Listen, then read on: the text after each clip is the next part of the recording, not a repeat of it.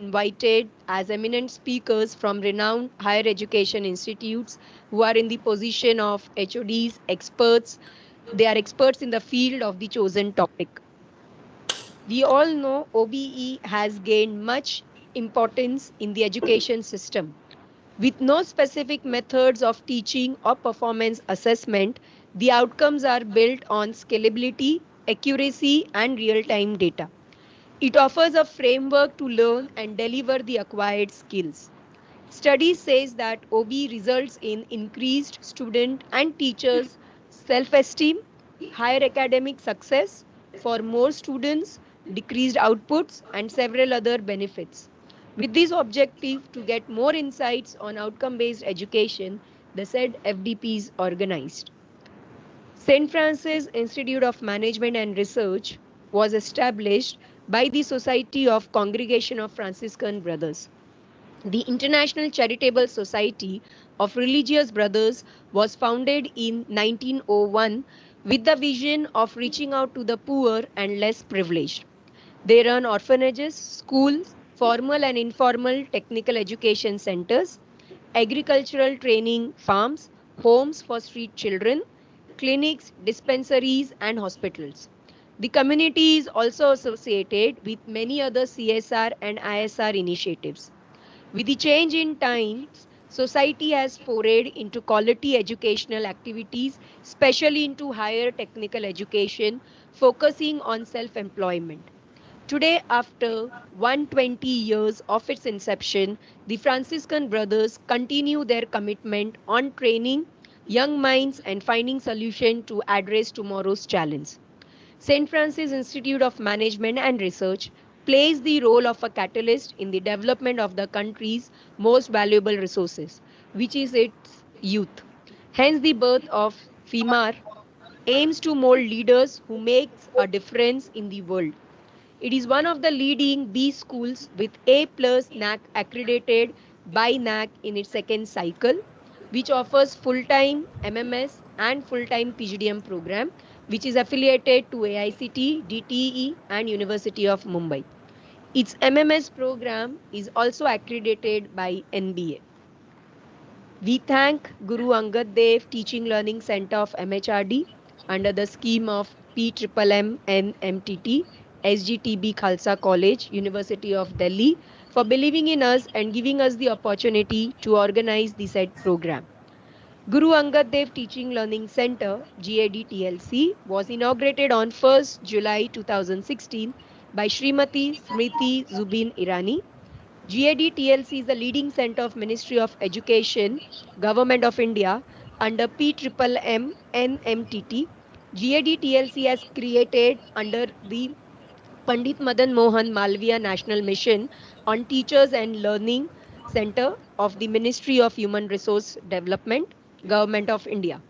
It is center which empowers through various basics and advanced workshops for teachers in pedagogy, virtual and blended, and ICT skills. MHRD has also elected GAD-TLC as the National Resource Center of Chemistry in 2018. Since 2016, it has trained more than 78,000 teachers in the areas of e-learning, blended learning pedagogies, ICT tools, and educational technologies, and many more. The core team and the educational technologies of GAD-TLC has expertise of developing more than 50 MOOCs for SWAYAM platform of Government of India, and the e-content produced by GAD-TLC has been rated as one of the best in quality at the national level.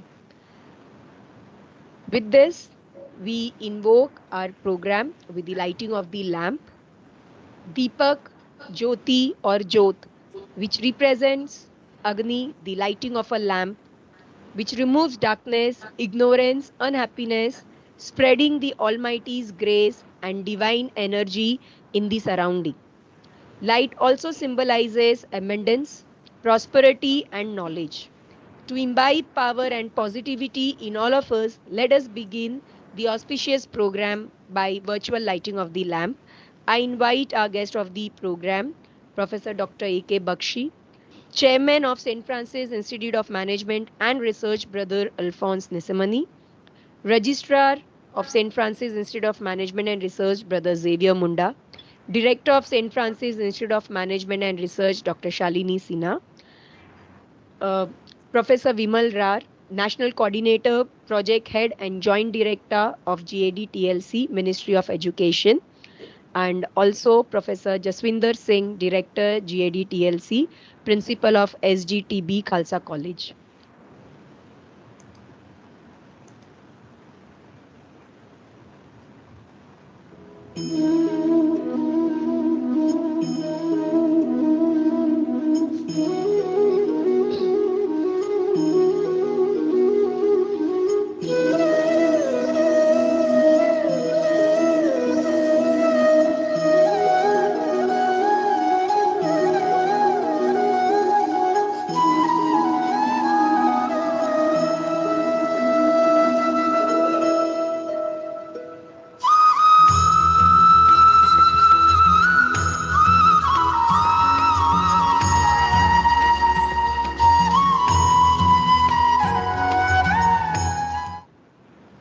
Thank you all.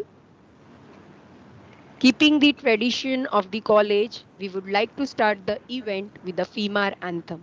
We request you all to kindly join. Make me an instrument of your peace. Where there is hatred, let me bring love. Where there is injury, your pardon, Lord. And where there's doubt, true faith in you. Make me an instrument of your peace. Where there's discouragement, let me bring hope.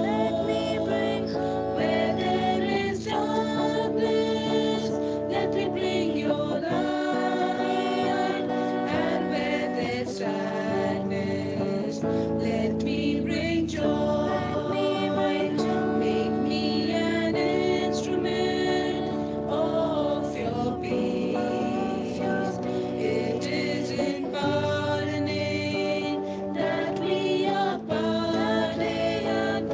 It is in giving that we do receive. And it's in dying that we're born to life.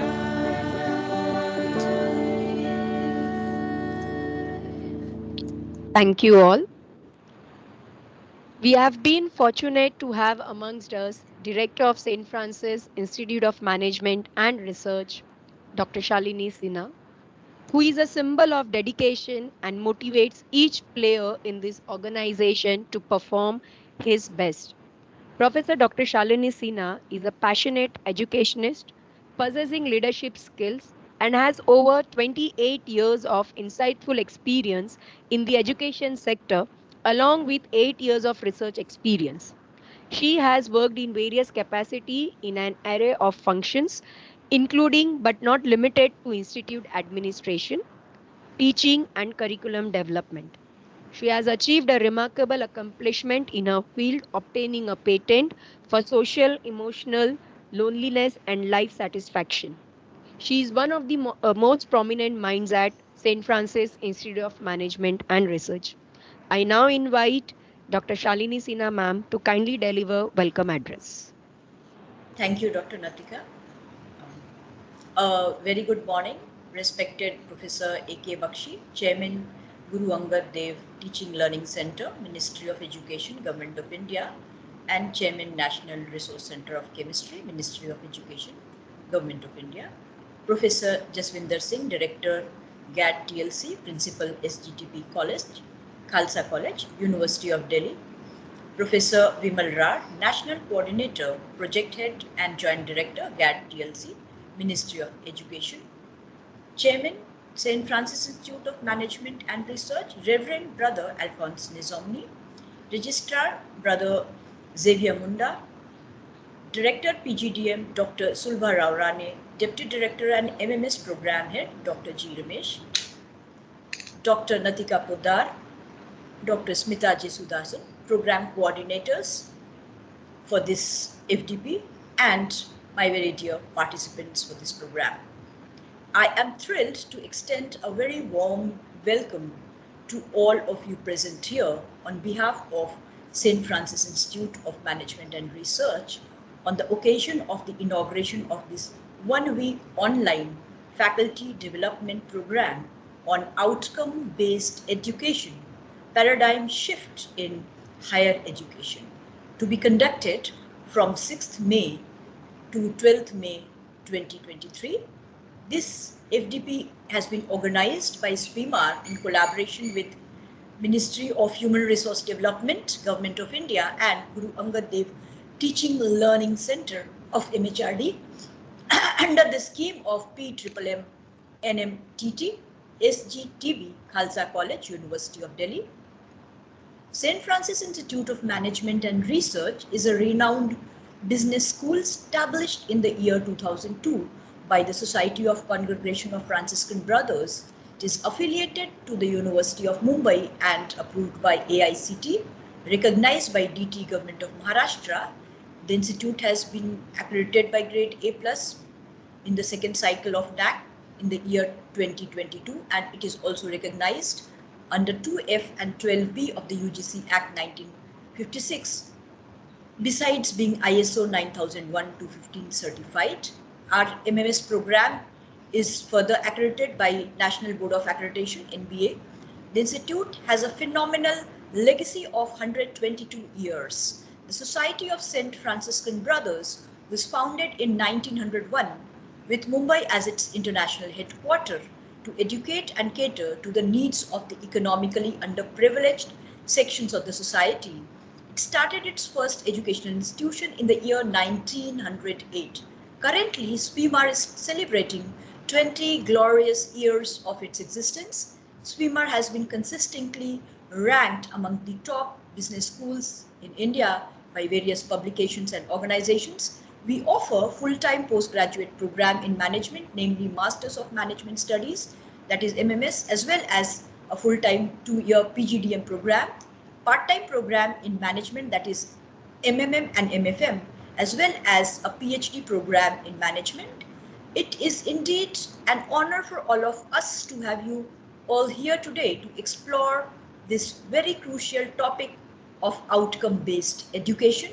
As we all know, education has been evolving rapidly in the recent times. With the world getting more competitive and fast-paced, the focus has now shifted towards creating professionals who are not only knowledgeable, but also possess the skills and the capabilities to succeed in their careers. This shift in the focus has led to the emergence of outcome-based education, which emphasizes the attainment of specific learning outcomes by the students. Outcome-based education focuses on defining the specific skills and knowledge that students must possess when they complete their education. In other words, OBE places great importance on clearly articulating the expected learning outcomes for students as they exit the education system.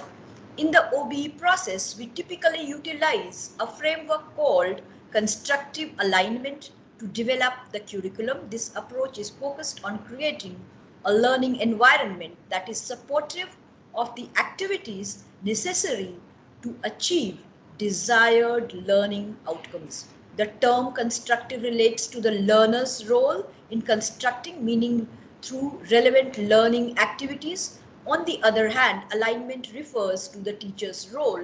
The essential element of alignment is ensuring that all components of the teaching system, such as the teaching methods and assessment tasks, are aligned with the learning activities assumed in the intended outcomes. This process helps to ensure that the curriculum, instruction, and assessment are all aligned and working together to achieve the desired learning outcomes. This FDP, being organized from today by SFIMAR, aims to to provide a platform for all of us to discuss and deliberate on various aspects of outcome-based education, including its principles, design, implementation, and assessment. The program will feature expert speakers, interactive sessions, and hands-on workshops, providing a comprehensive understanding of the outcome-based education and its impact on higher education. We have received exceptional participation for this program from India and abroad. More than 100 participants have registered for this program from countries such as Bangladesh and USA, as well as from Pan-India, covering the states of Karnataka, Maharashtra, Tamil Nadu, Meghalaya, Jammu and Kashmir, Bihar, Delhi, and others. Eminent renowned speakers from reputed institutes such as XLRI, KJ Somaya, Institute of Management, St. Joseph's College, Bangalore, VIT, and even including advisor to the Harvard Business Review Council and many more, who are all experienced and well versed with the subject. I am extremely confident that this FDP will be an enriching experience for all of us, and we shall learn a lot from each other. It is an excellent opportunity for us to exchange ideas, share experiences, and work together to promote the adoption of outcome-based education in our institutions. I once again would like to extend my warmest welcome to all the participants, and I hope that you will find this program informative, engaging, and rewarding. Thank you. Thank you very much. Thank you so much, ma'am, for welcoming all of us.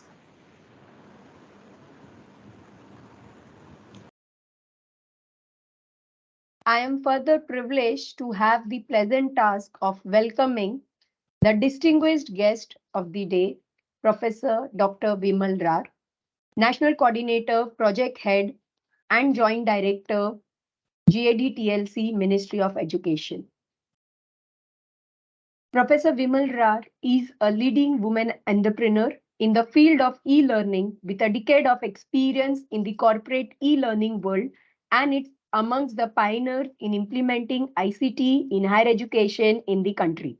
She has to her credit many research papers, patents, books, projects, and she is being invited for various talks at local, national, and international forums.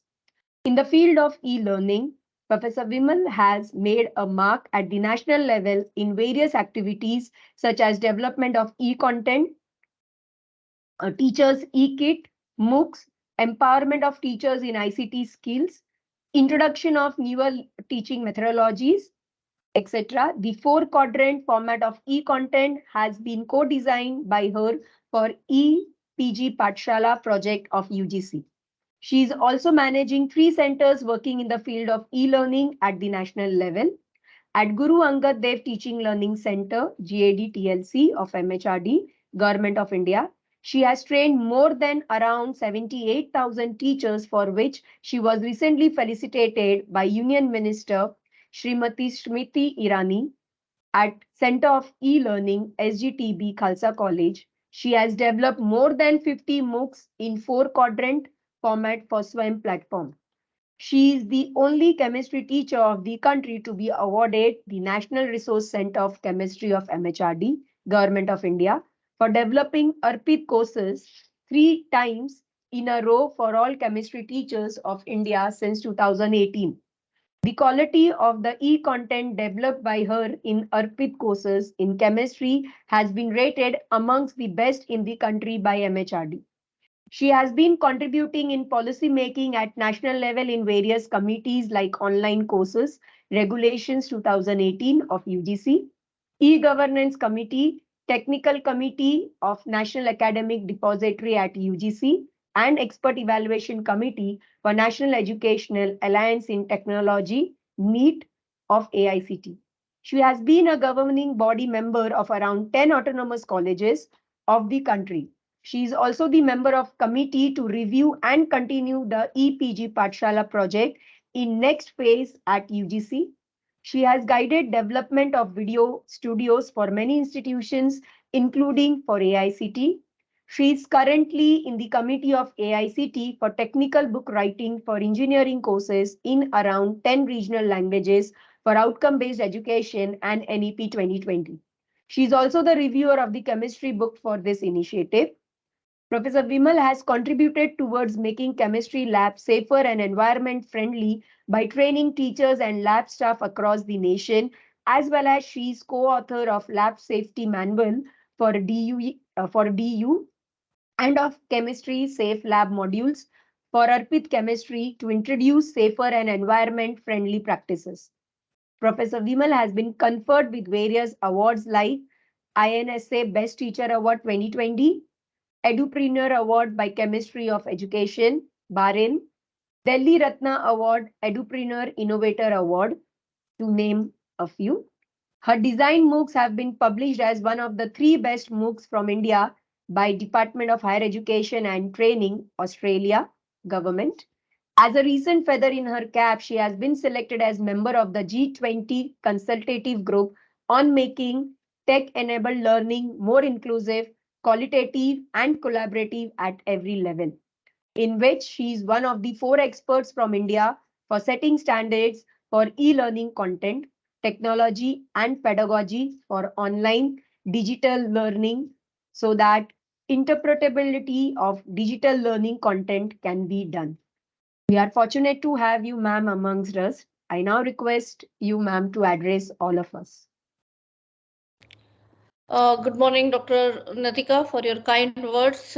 Thanks for that. And good morning, everyone. Very respected Dr. Shalini Sinha, Director of St. Francis Institute of Management and Research, Dr. Natika Fodar, and all other members of the organizing committee,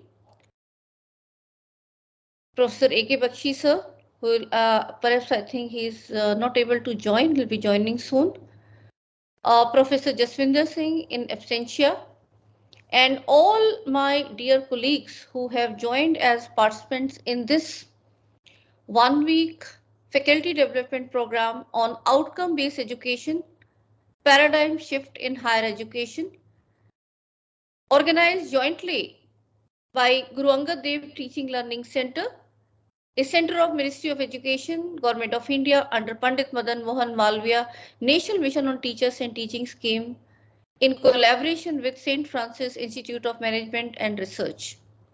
I welcome each one of you on behalf of GAD-TLC, as well as on behalf of my own institution where GAD-TLC is located, that is Sri Guru Tegh Bahadur Khalsa College and University of Delhi.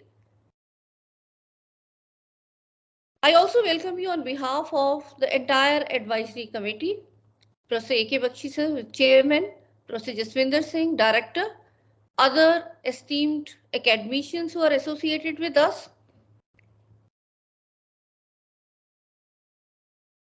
The center was established in 2016 and it was inaugurated by the then Honorable HRD Minister Smriti Zubin Irani. And in her inaugural address, she mentioned that yes, wherever the visionary ideas are there, the scheme will be supporting them. I am thankful to the Ministry of Education for giving us this opportunity where we got this scheme in a college. I belong to a college where the scheme was not even open for state universities. And after looking at our performance, the scheme is now open for colleges also, and many institutions are working, but then out of around 25 teaching learning centers, we are in the leading 3. And it is all because of the team effort, I will say. Right from Professor Bakshi, we are getting mentorship from Professor Ved Prakash sir, and many academicians who are working and have worked in various projects that we have been taking from almost now more than 15 years. The journey started with Center for E-Learning as the very first national level project where e-content development in 6 subjects, that is chemistry, commerce, economics, psychology, forensic science and business economics, we were given the responsibility under e-PG Pathshala project, and that was the time when the e-content development was taking shape in the country. And we were the front runners in order to complete this, not only in terms of the parameters, the quantity, the delivery time, but also in terms of the quality and the use of virtual technology, the green chroma. We were the, again, front runners in higher education to introduce. Now, many institutions are emulating our model, and the model was that rather than outsourcing the content production, the technical part to the vendors, we will do it on our own by having in-house facility. So we 6 PIs, co-PIs joined hand, and I'm thankful to my college for providing me space. And now we had completion of all these with the state-of-art studio and the technical team where we guided each and every step that how it has to be done, because it is just like I will say the content has to be used by students and teachers, then higher education perspective, the pedagogies and all, it has to be integrated in a manner which is beneficial to the entire education system. So outsourcing, they may be not doing in a proper way. So it is just like if you want some furniture for your home and if you know your requirements, it's better that you have a carpenter and you tell that, okay, this is what we want to have. So that is the model we took rather than just putting it out to the vendor. And in that process where more than 2,000 teachers across the country contributed as authors, reviewers, various students also as interns were involved, and we identified that the teachers are actually lacking digital skill.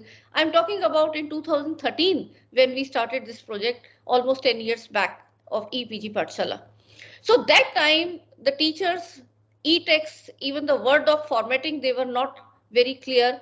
And in this proposal of GAD-TLC, we had the objectives that will empower the teachers threefolds in their subject, in the pedagogies, and in the ICT tools. And now if I look back, the Durgami word used by Smriti Irani-ji, even we did not realize, but the Durgami would have been really Durgami had the corona not come. So with the corona, I think there's a silver lining in the dark cloud that education system embrace the technology, and our teacher colleagues who are many times fearing away with the, no, this is not something for me.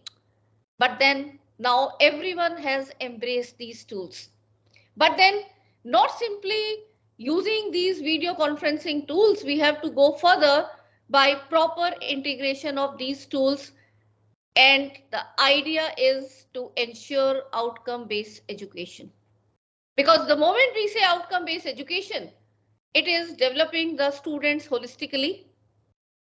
And to cater to all these, now we have very structured programs, seminars, webinars, workshops, conferences, faculty development program of 1 to 2 weeks. We also have leadership development program, and we have 1 month faculty induction program, which is compulsory for every new inductee in higher education. The content framework or the curriculum for this 1 month program, inputs were asked from various centers, and I am happy to share that my college name is there on that historical document, where now all other institutions have to follow what all modules have to be delivered.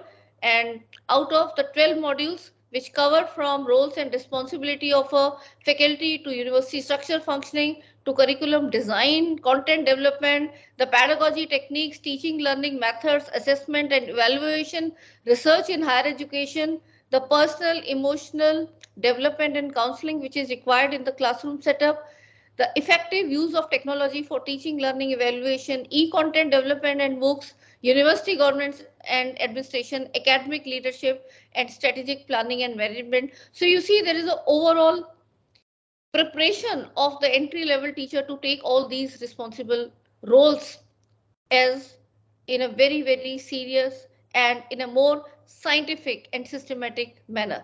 And I'm happy to share that out of these 12 modules, around 8 modules have been contributed by our team.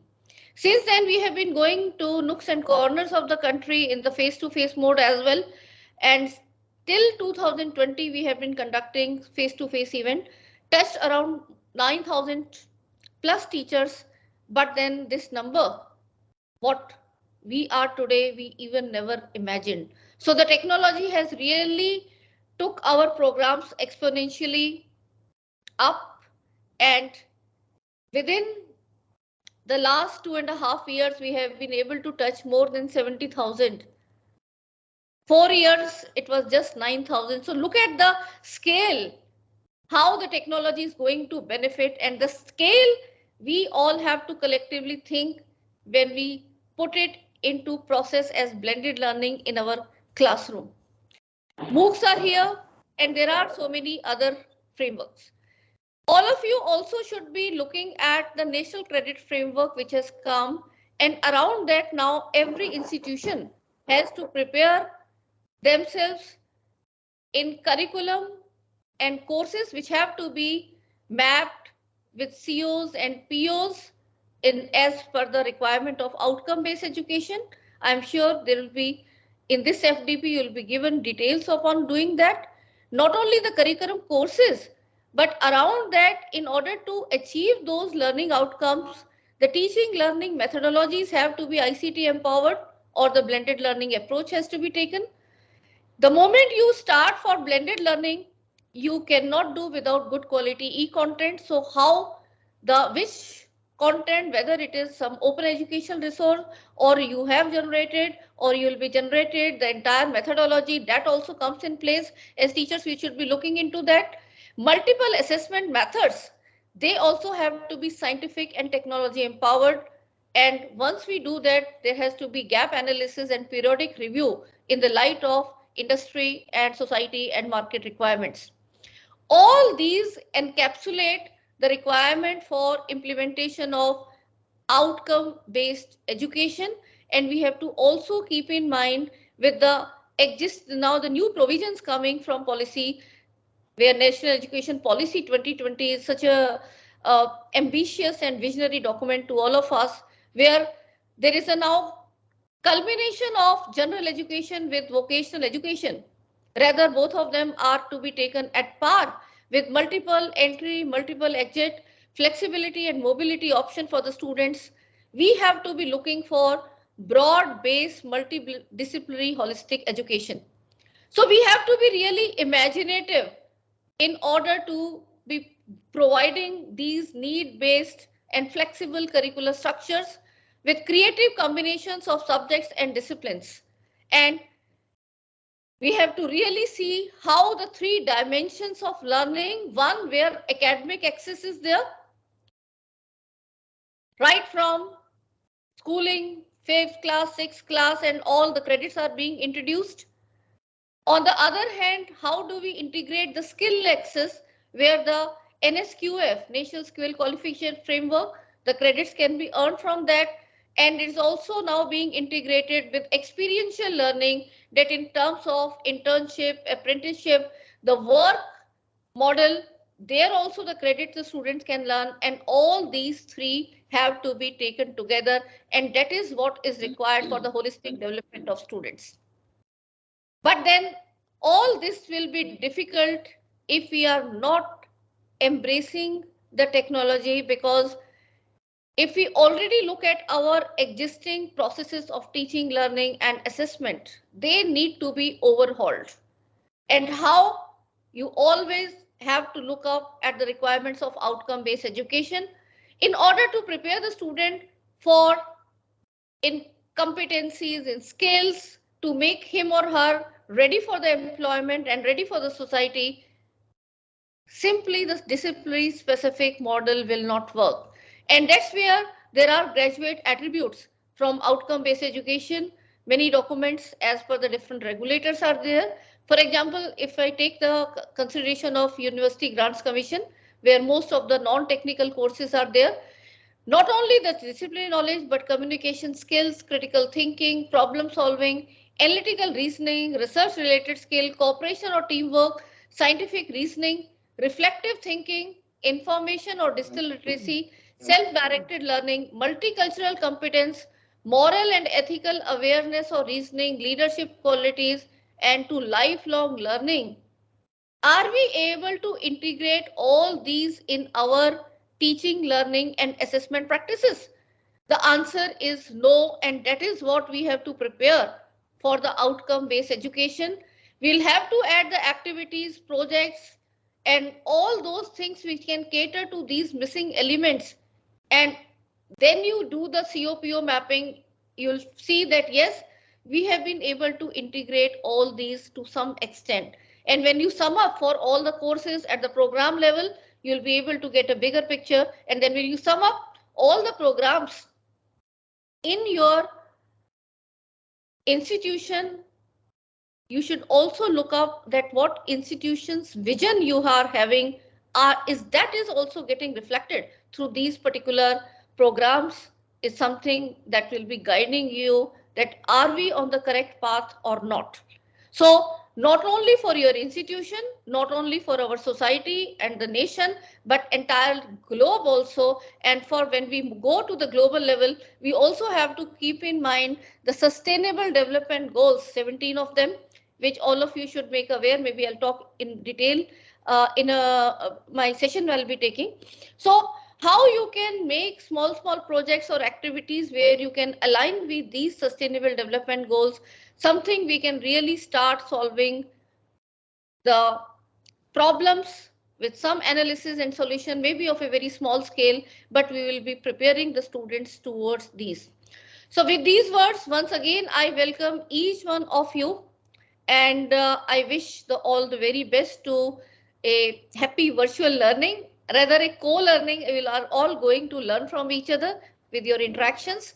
And I'm also thankful to all the resource persons who will be joining for giving their valuable uh, wisdom, knowledge, information, what they have gathered over the years. It is always a delight to listen to others, and always is a learning from each one of us. So with these words, once again, I convey my gratitude to Director Dr. Shalini Sinha and the entire team of St. Francis Institute of Management and Research for making this a collaborative event with us. Uh, Yet another one, and I'm also thankful to my entire core team, and especially Professor A.K. Bakshi sir, who will be joining today for the keynote session as well, and wish that we all will be uh, trying to implement this outcome based education. Just don't take this program that yes, it is a FDP and it will be giving you the requisite points or the certificate for your promotion.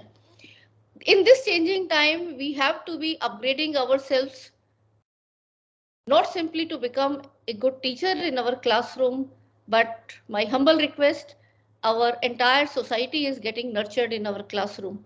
So how the futuristic society will be there, that is what is going to be shaped. And these programs, they become beneficial by the experienced persons who are working in the corresponding field. So with these words, thank you everyone, and wish you all the very best.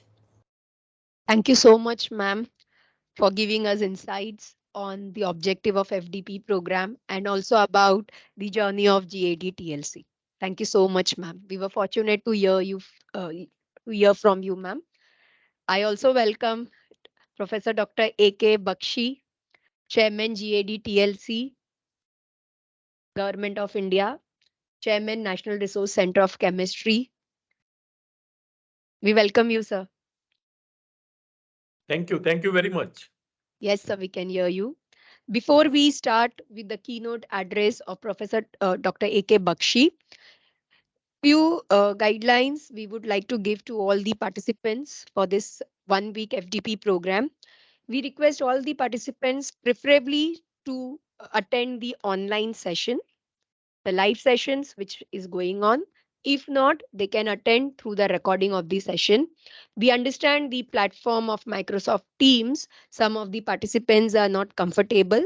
So we will be sharing the daily recording as well as the resource material to each of the participants via mail, the registered email given to us.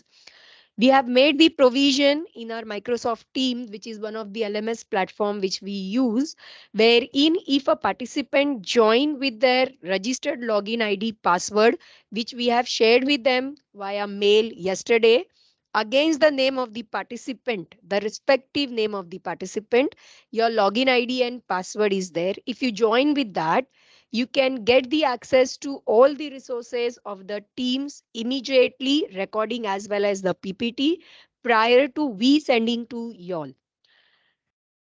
Submission of the assignments, projects, quiz is mandatory.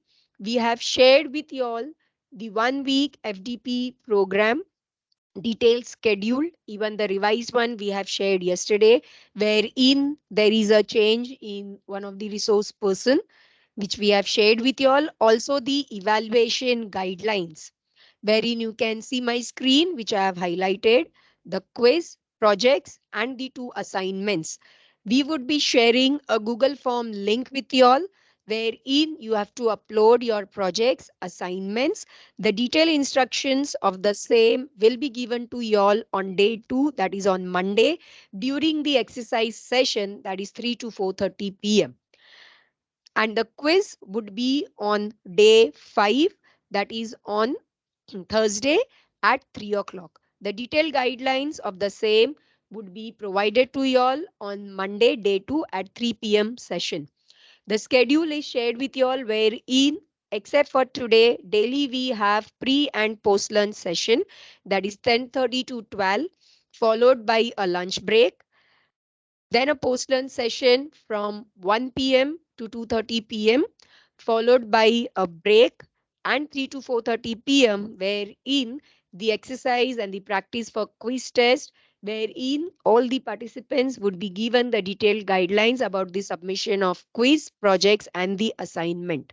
The daily recordings would be available easily at the LMS platform if you log in with the registered ID. If not, we are going to share with you all at the registered ID. For successful participants, marks 50 or above, e-certificates for successful completion with unique code and grades would be provided. For unsuccessful participants, that is marks 49 or below, e-certificate of participation with unique codes and grade, but it will mention that it's not meeting the fulfillment as per CAS requirement of UGC AICTE norms. Daily, we are going to paste in the chat box feedback link at the end of each session. We request all the participants to kindly fill the feedback uh, form, which will be provided in the chat. At the end of the session, last 15 minutes you can see is earmarked for Q&A session. You can put your queries, your questions in the chat, or you can unmute yourself by raising the hand.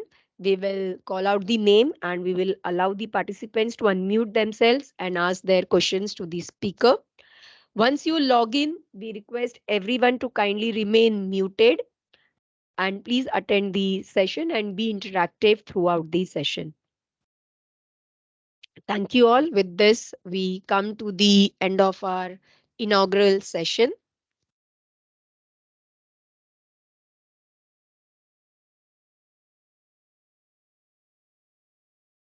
Without further ado, we start with our today's first session with the keynote address to be delivered by Professor Dr. A.K. Bakshi. Sir? Yes. Yeah, sir. Uh, So let me just introduce you to our speaker, to our participants, and thank you, sir, for joining with us.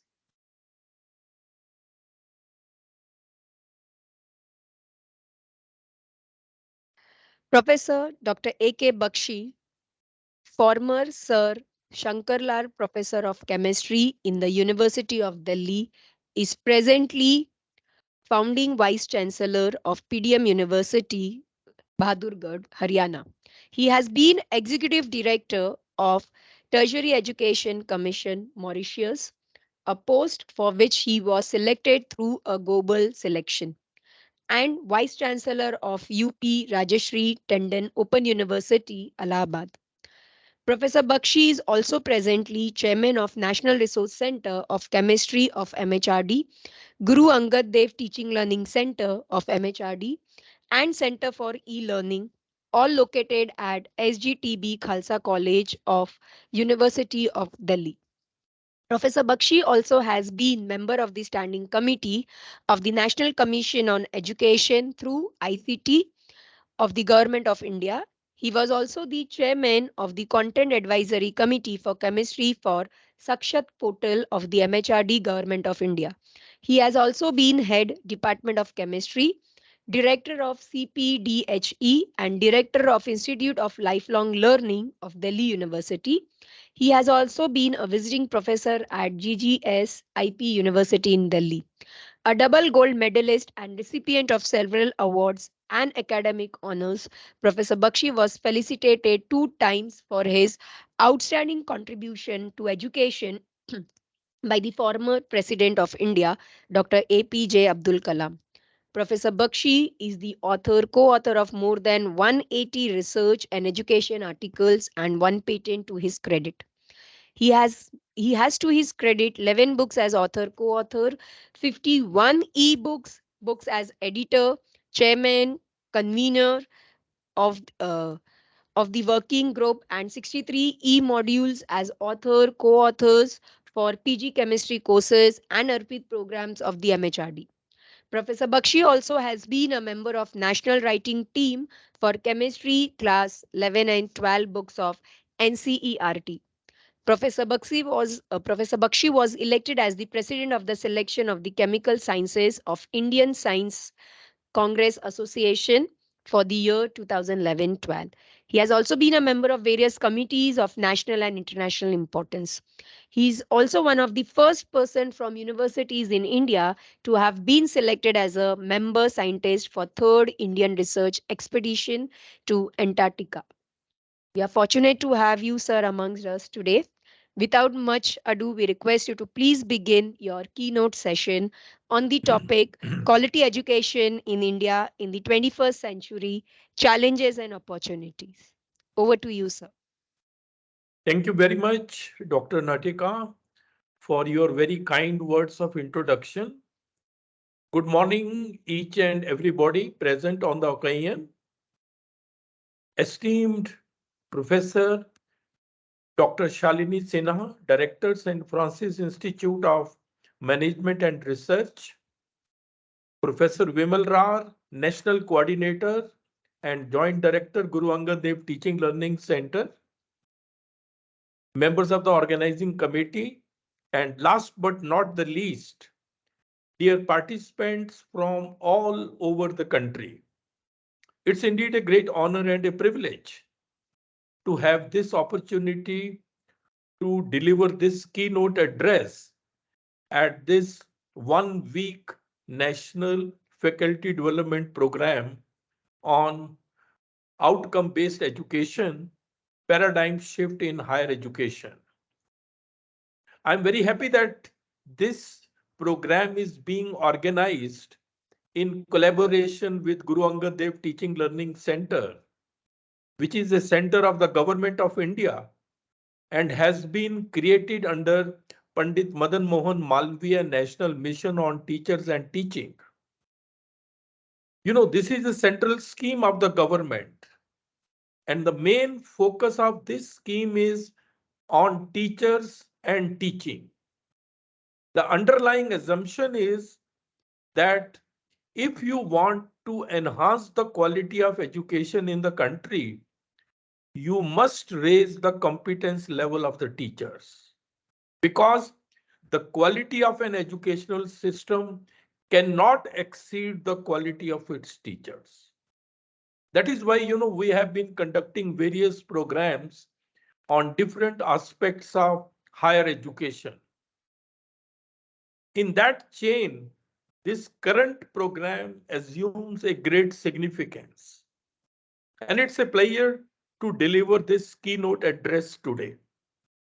Before I start my talk, let me share my screen.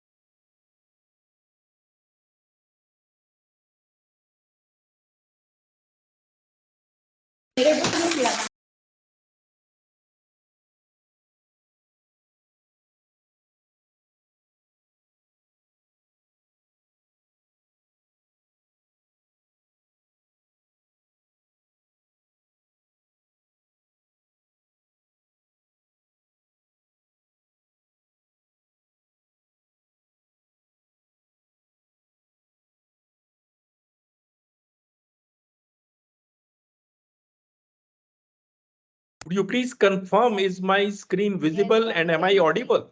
Yes, sir, you are audible. Your screen is also visible, wherein we can see in the light of NEP 2020 quality education in Okay, India. thank you. Thank you That's very much. Thank you. yes. Till start, sir. Okay. So Yeah, yeah.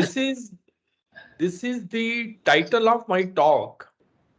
In the light of NEP 2020, quality education in India in the 21st century, challenges and opportunities. So We can't see the screen, sir. you can't see the screen? No, Yes, no, sir. even I cannot. Screen is not visible. Yes, not visible for some time, but now it's not to be seen. Yes, sir, your screen got stopped. I don't know where is the problem. Dear sir, is the screen you have prepared, that is MS PowerPoint, or you have done it PDF? No, If it is MS PowerPoint. But So it is was visible. You can share it again the way you shared. Let's see, sir.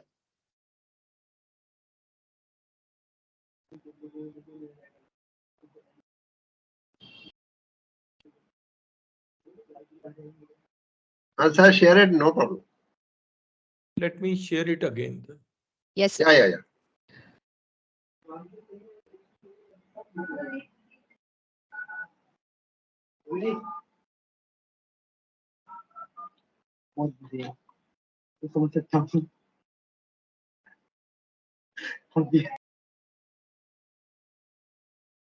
It's opening, but let me see.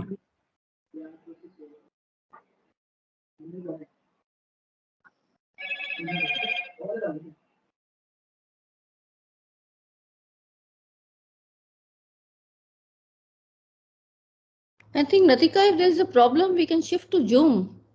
I can give you that access because this will be repeating for all the source persons then. Ma'am, for other resource person, yesterday we did the testing for all it worked, as I indicated for Vimal, for Bakshi sir, since he's using Mac. We tested yesterday night. Now again we can see the slide of sir. So just go to the next slide, maybe. So you can अभी तो just change your slide one. No, I'm not able to go to the next slide. Now it's working. Yes, sir, it's working perfectly fine. We can see. Sir. Is it visible now? Yes, sir, it's perfectly working No, fine. You sir. changed the slide also. We could see that also. So Okay, you I can hope continue. everybody is able to see. We can't see, sir. It is only a black dark screen. No, sir, we can see the screen. We are able then in to that, see. yes, So if I can any read it. participant, if any participant Yeah. is not able to see, they have to check their internet, because we are also at other end. We are able to see sir's slide very well, which is written in the light of NEP 2020 quality education in India in the 21st century. Yeah, It's even visible any now. Anyway, participant, I can visibly I see can't see that. the screen. Sir, Internet now you connection can is there. start, sir. So you can anyway, continue with I your session. okay. Yeah. So this is the title of my talk, and it is an educational talk which is based on my conceptualization and experience.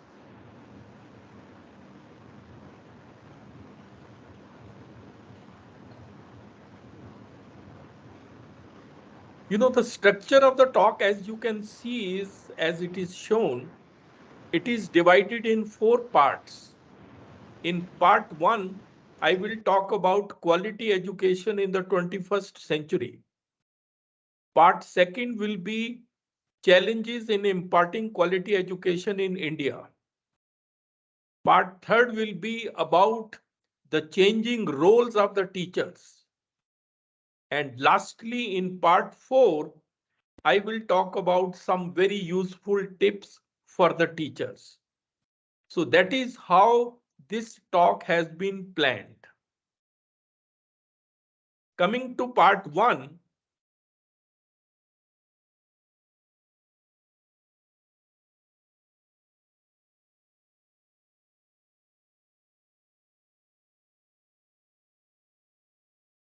so part 1 is quality education in the 21st century. See, you will all agree that education is the process of facilitating learning. So through education, one learns. And what is learning? Learning is the acquisition of knowledge, skills, attitudes, values, traits, etc. through study, experience, or being taught. Because learning can be only of these 3 things: knowledge, skills, attitude, values, etc. And in the context of knowledge, it is the head which is involved.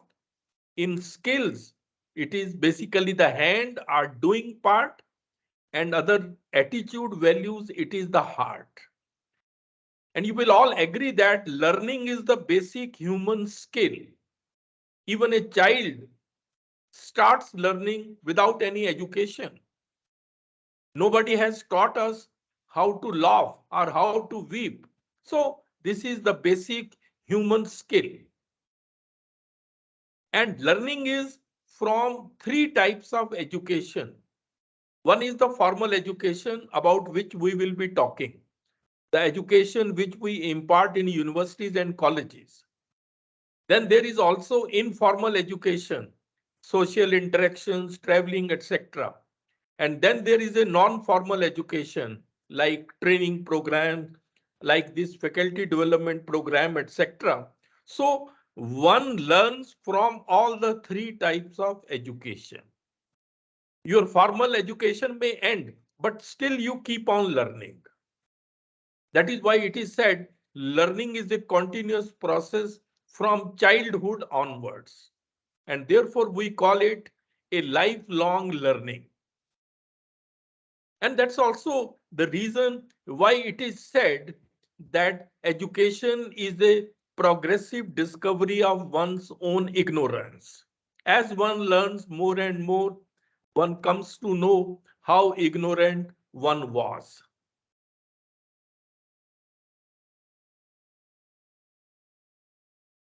So this is basically the learning: knowledge, skills, and personality, because values, attitude, traits all come under personality. And please notice that there are 3 domains of human learning. One is the cognitive domain, where knowledge is concerned and which leads to thinking. Then is the hand, psychomotor domain, where doing comes, where skills come.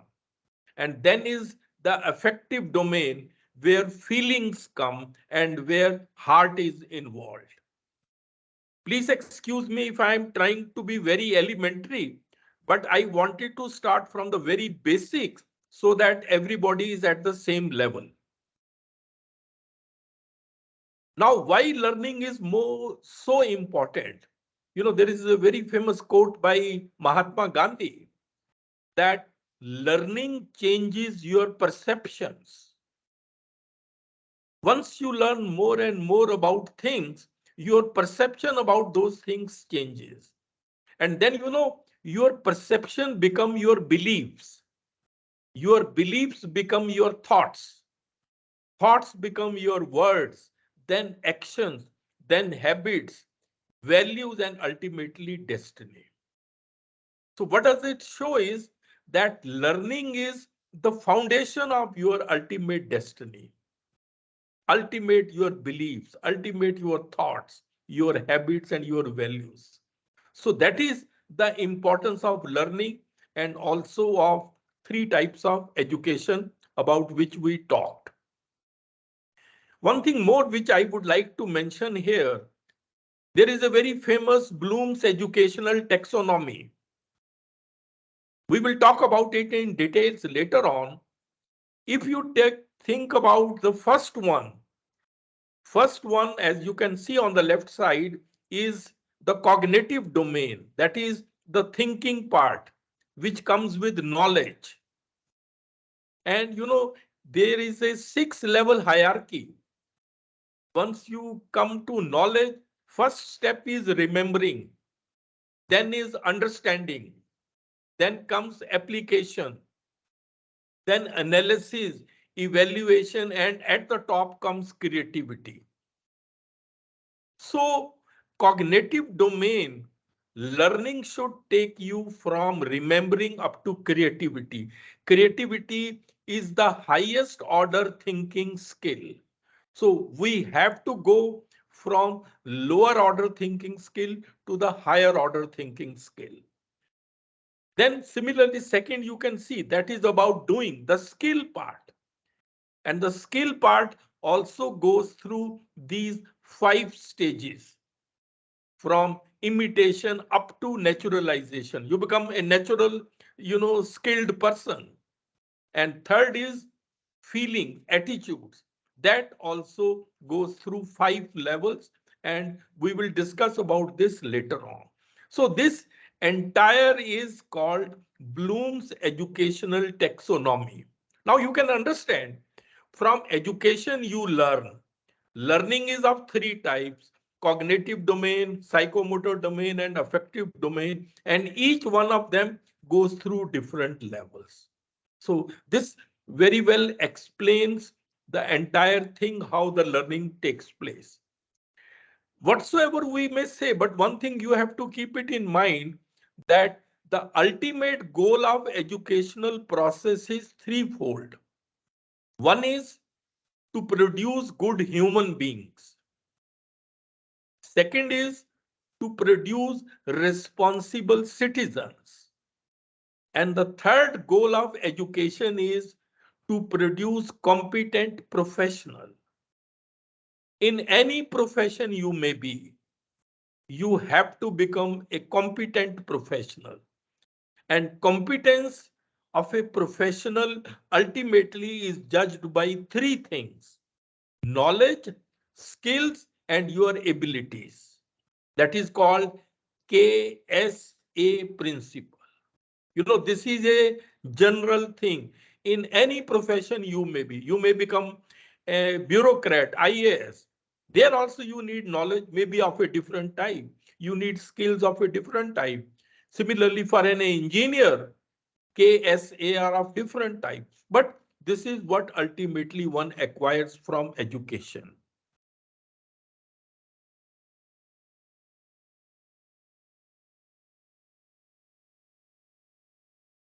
And one thing more you have to keep it in mind, that education is relevant only when it is able to serve the needs of the changing society.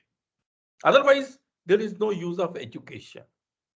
Therefore, as times change, the focus of education also changes. The relevance of education also becomes different.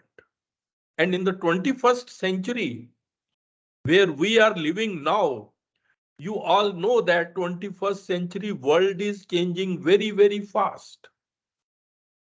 And this change is primarily because of technological advancements. So in this changing world, education should be such that it is able to serve the needs of this changing society. This is something you have to keep it in mind. Now, quality education in the 21st century.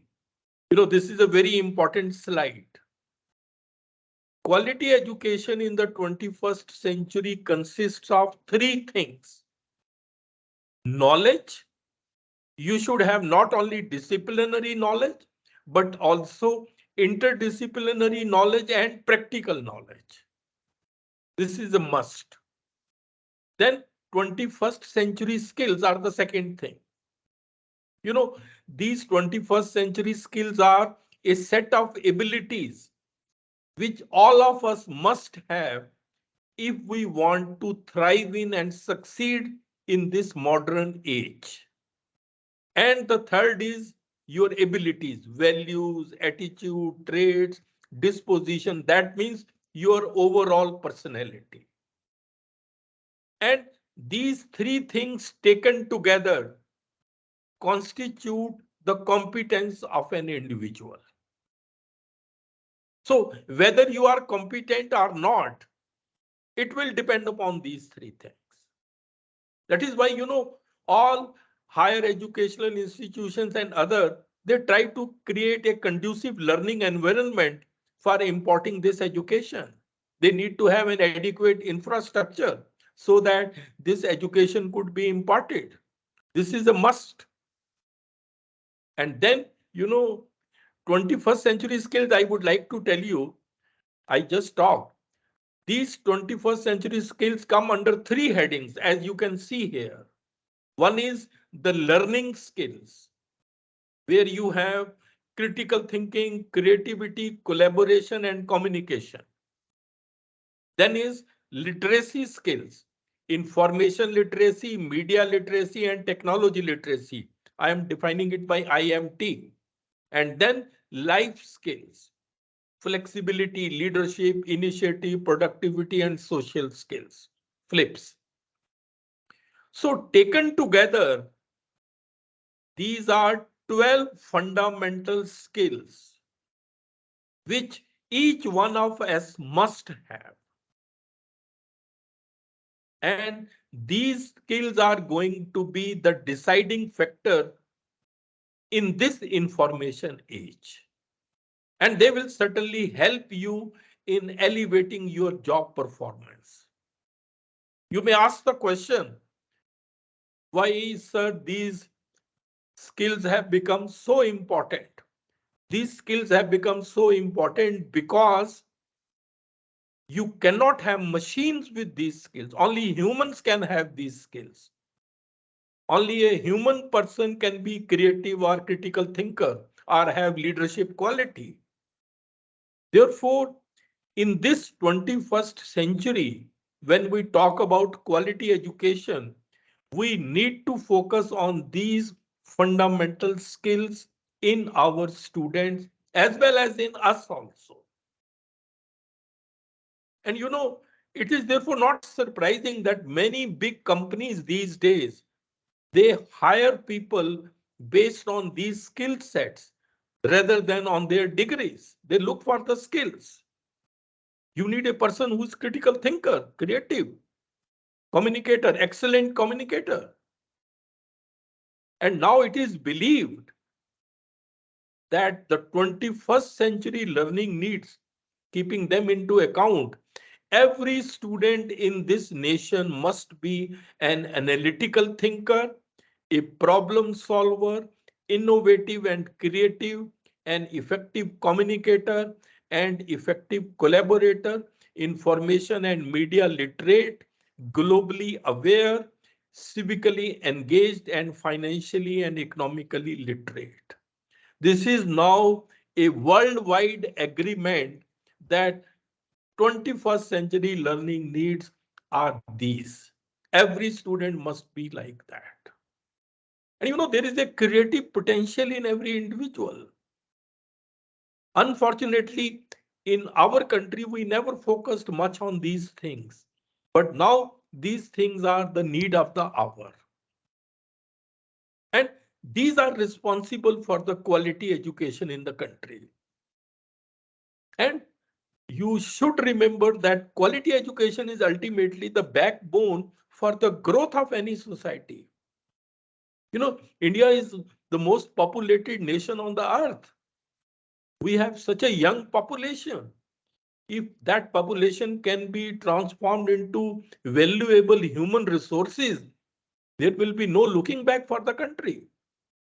And quality education in India is now governed by NEP 2020, which you all know perhaps is aligned with Sustainable Development Goal number 4, which is quality education of the United Nations Agenda for 2030. United Nations Agenda for 2030 was signed in 2015 and 193 countries signed it, including India. And one of the important goals of this agenda is Sustainable Development Goal number 4, which is quality education. So one thing you should also keep it in mind that our new education policy is aligned with that. Basically, it is in the fulfillment of that goal that this policy has been formulated.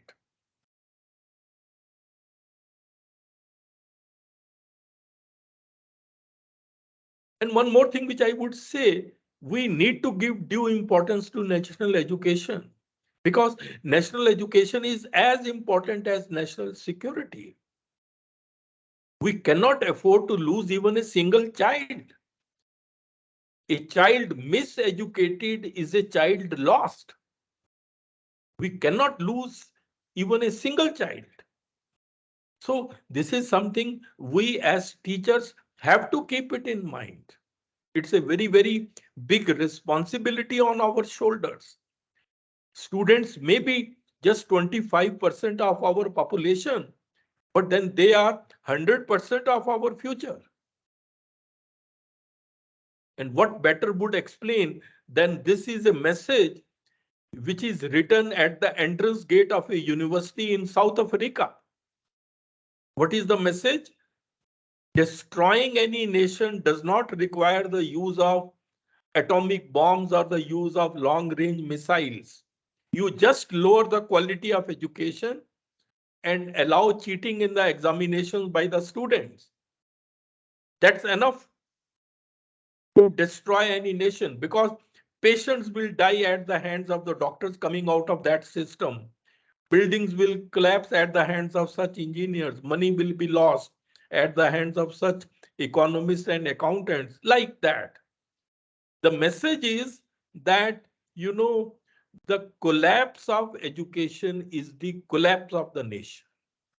So this is something you have to keep it in mind in view of the importance of quality education in the country. And we as our teachers, there's a big responsibility on our shoulders. So what I really mean to say at this stage is that our goal should be to acquire competence. That should be the goal of quality education in the country.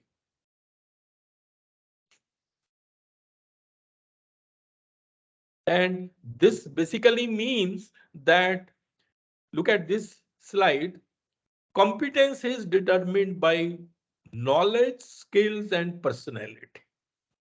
So focus has to be on competence. It is important not only for teachers, but for students also. Even we will talk later on that outcome-based education, about which this FDP is, that also highlights the competencies ultimately, the outcomes which need to be achieved. After all, outcomes come from where? Outcomes are nothing else but a mixture of these competencies. Because ultimately, these are the three things which will decide everything. So this is something you have to keep it in mind about the competence.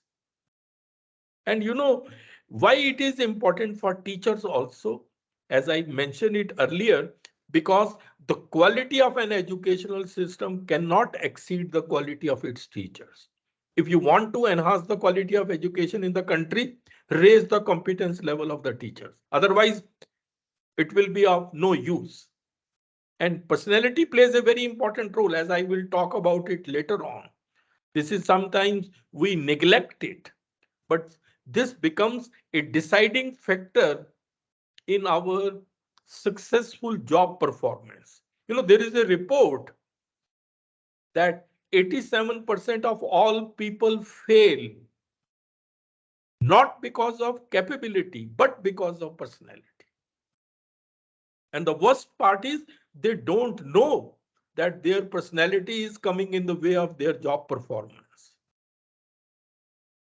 Because, you know, personality development is often neglected in India.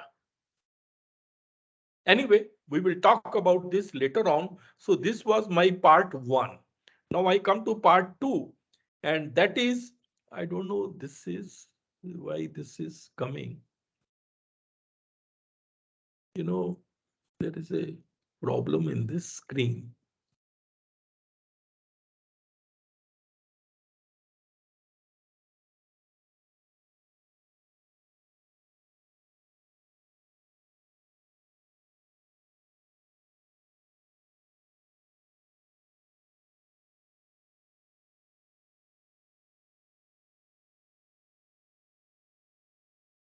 Anyway, there is some problem in the movement of the slides, but is my screen visible now? Please confirm it again.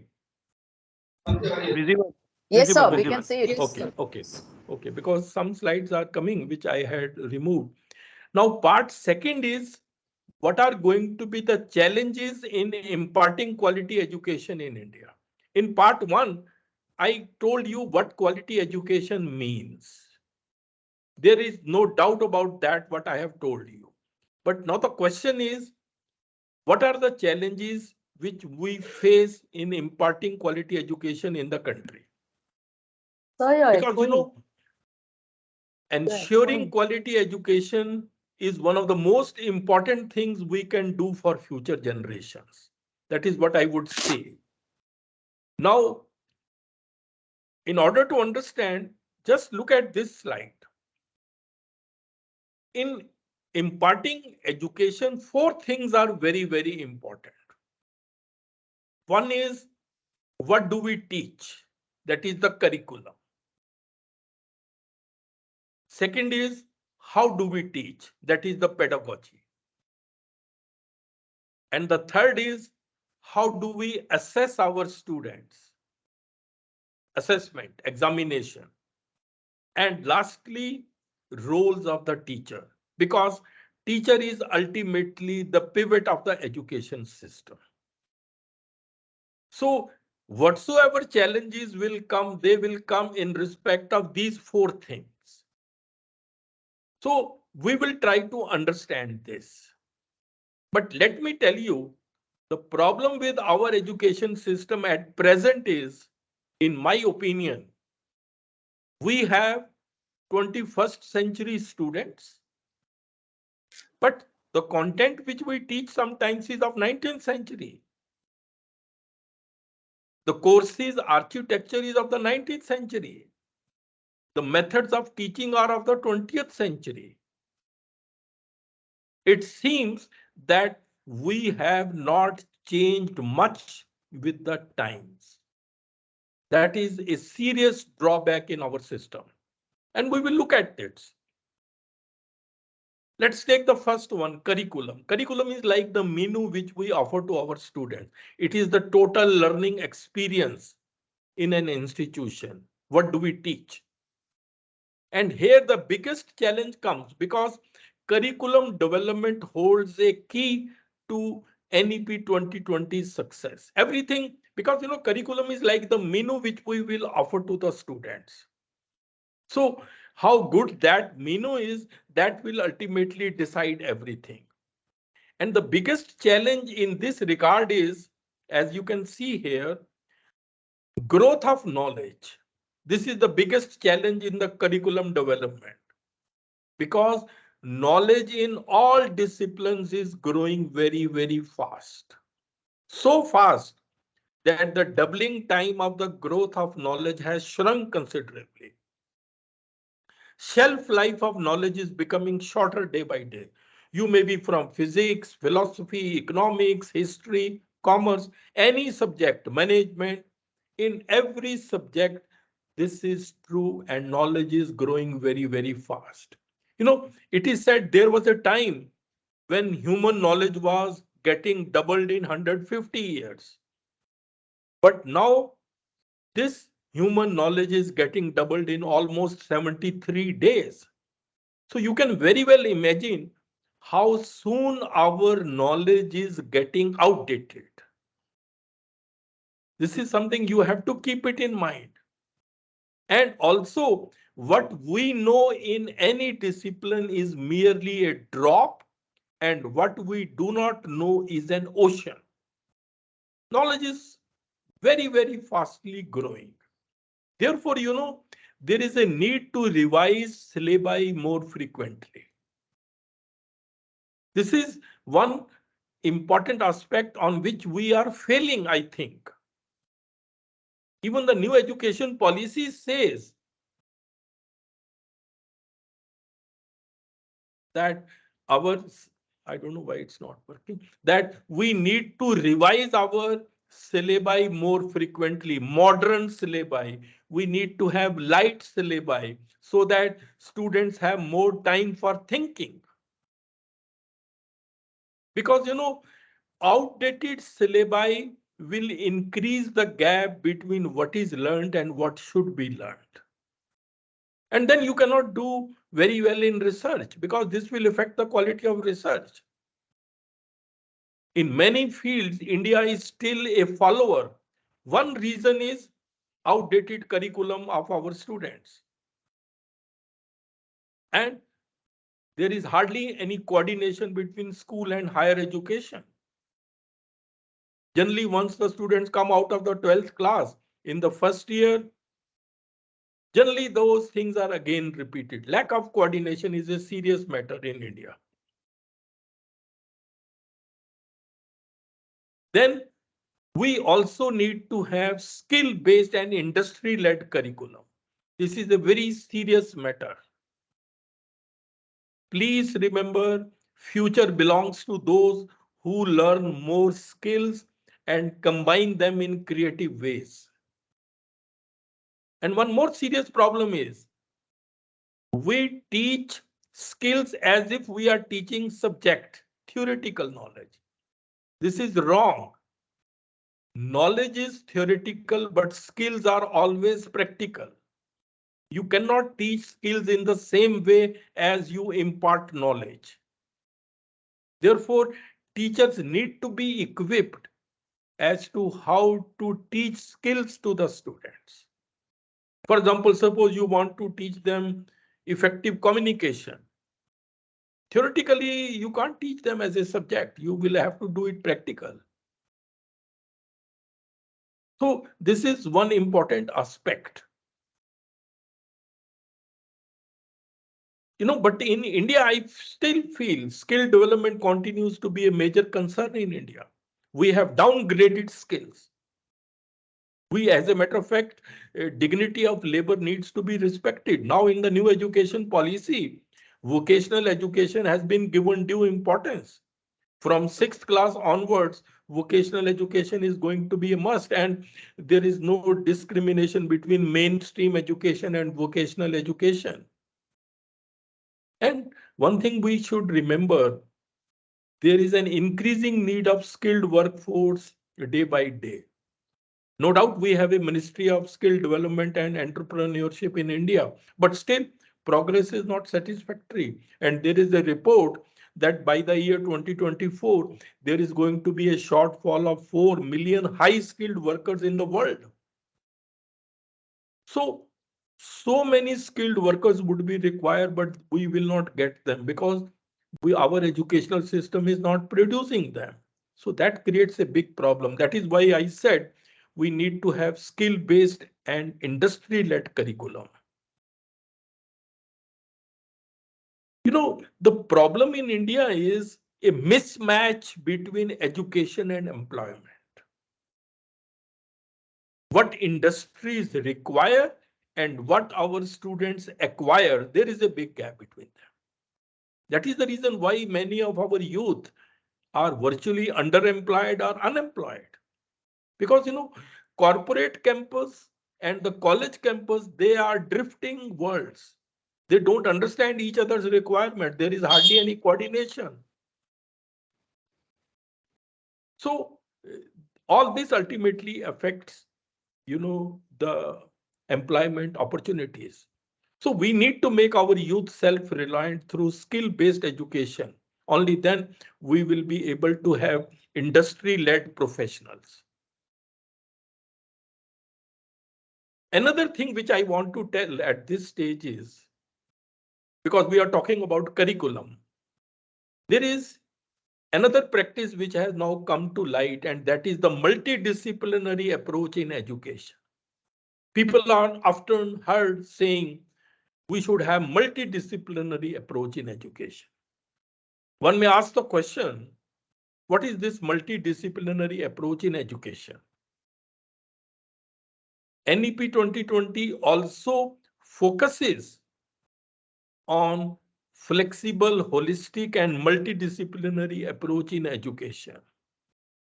That means the focus should be on developing all capacities of human beings. What are the capacities of human beings? Intellectual, aesthetic, social, physical, emotional, and moral in an integrated manner. Because education should ultimately lead to the holistic development. That is ultimately the understanding. So I think that is why, the new education policy aims at bringing about a multidisciplinary approach in education. First, they want to bring it in the schools, and then they want to bring it in colleges and universities.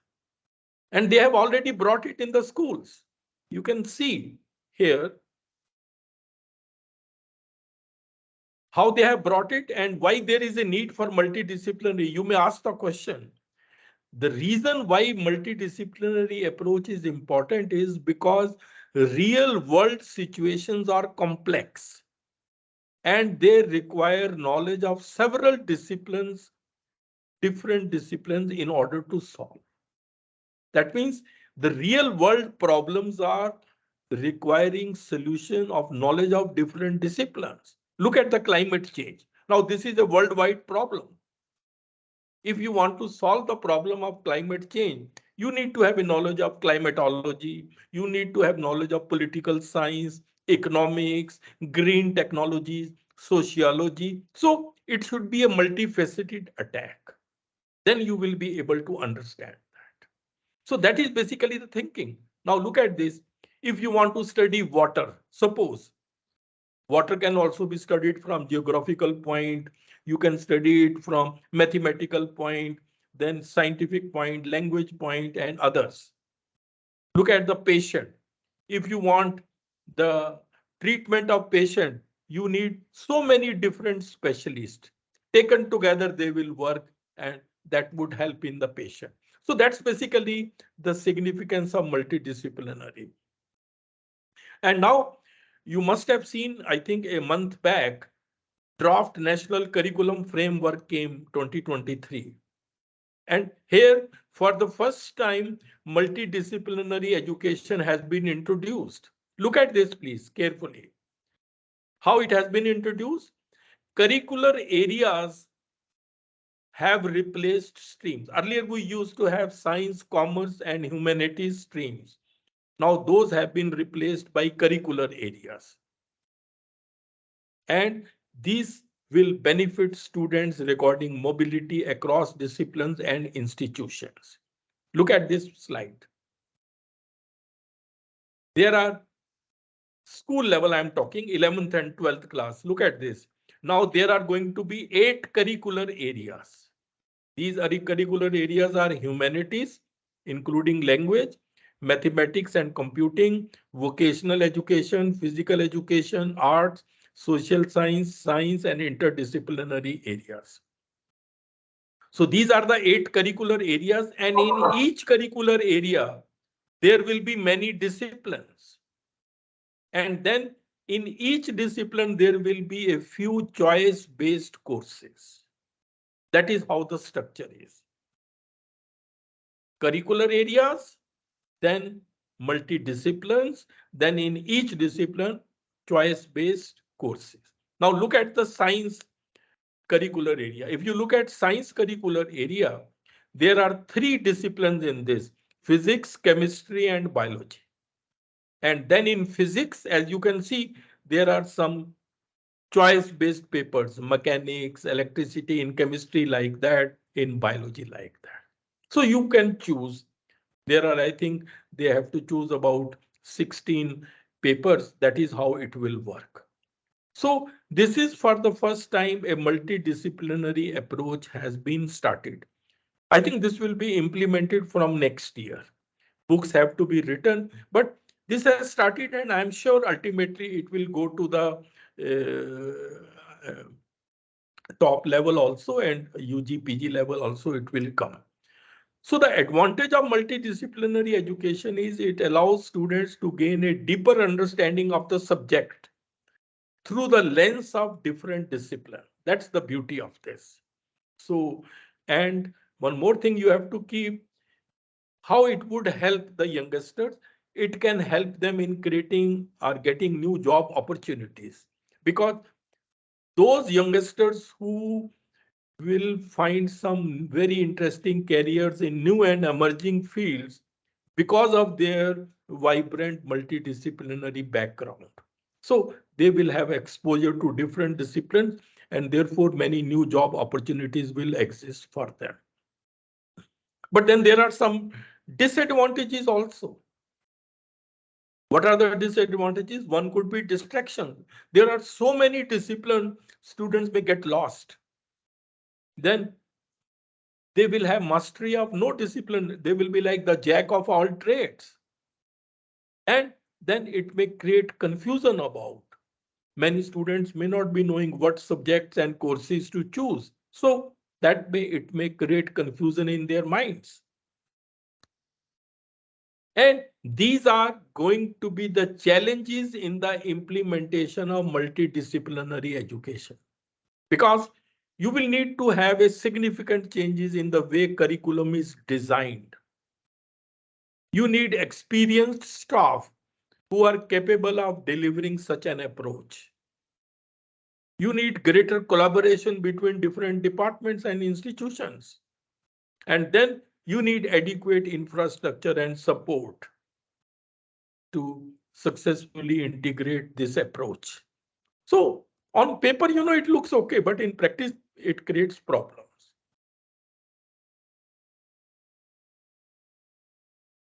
And now I will come to the second part in this pedagogy. How do we teach? That is also going to change in the 21st century. We still follow talk and chalk method.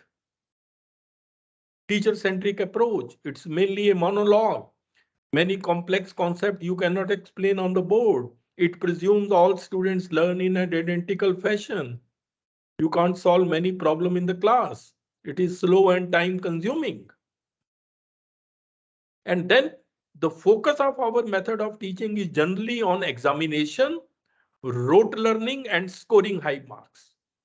That continues to be the case. This is the reality in every discipline. This is today's reality. Look at this. Nobody wants to learn the concepts. Everybody wants to score 90 plus marks. So much so that a student's mark sheet has become a prestige sheet for the family, but a pressure sheet for the child. Is that the purpose of education? One may ask the question. Our education system, in my opinion, is outdated. and does not encourage thinking, innovation, and creativity among students. And please remember, without creativity, there can be no progress. And we would be forever repeating the same pattern. If you're not creative, you're not coming out with new ideas, you are just repeating the old things again and again. What is the use of that? That is the reason, why there is a crisis of innovation and creativity in India. This was my recent article, which was in a very prestigious magazine. India's future is in innovation. Make education more creative. So one has to think about this angle. Look at the fact, I come from science. No Indian scientist working in India has been able to get Nobel Prize after 1930 when C.V. Raman got it. It's almost more than 93 years have passed. One of the reasons why our universities are not able to make world-class ranking is also because of our research programs, poor research program. And that is again related to innovation and creativity. So I think this is something we have to keep it in mind.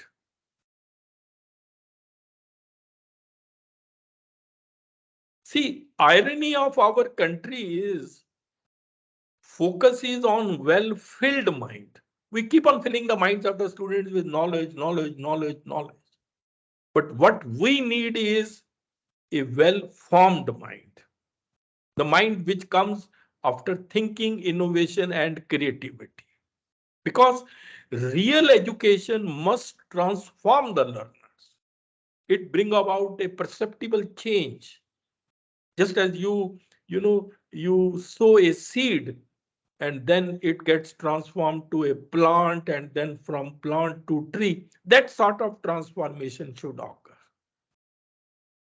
You may talk about any type of education, but this is the ultimate what we expect. So our teaching learning methods should change. That is why I am talking in all this in this pedagogy. We still believe that learning is the product of teaching. That is wrong. Learning is not the product of teaching. Learning is the product of activity of the learners. So the focus of teachers should be on engaging the learners. That is why, these days, learner-centric education is becoming very, very popular. Engage the learners. Because students learn best when they are engrossed in the topic, motivated to seek out new knowledge and skills, because they need them in order to solve the problems at hand. And all this is possible in this information age, because getting any information is not a problem now. And learner-centric education is not any particular method of teaching. It includes so many. Experiential learning we are talking. It is a learner-centric education. Experiential learning means learning by doing. And the basis is I hear and I forget. I see and I remember. I do and I understand. So by doing, you will never forget the things. And even in the new education policy, fostering experiential learning and critical thinking among students is an important objective of new education policy. But are we following it? That's the problem. See, we talk theoretically, but in implementation point, we are hardly able to do much. This is the basis of experiential learning. Look at, in a classroom lecture, average retention rate is just 5%. And look at the bottom. If you practice by doing, that is the experiential learning, retention rate is 75%. You will never forget the things which you have done with your own hands or you have done yourself. For example, look at this. Which is better, going to the zoo and learning through zoo environment or reading about the animals from the book? That shows the difference.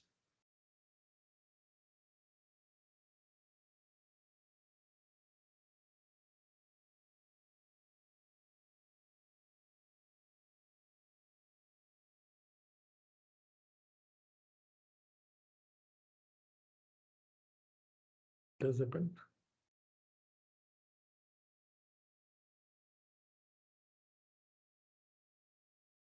Why this has blurred?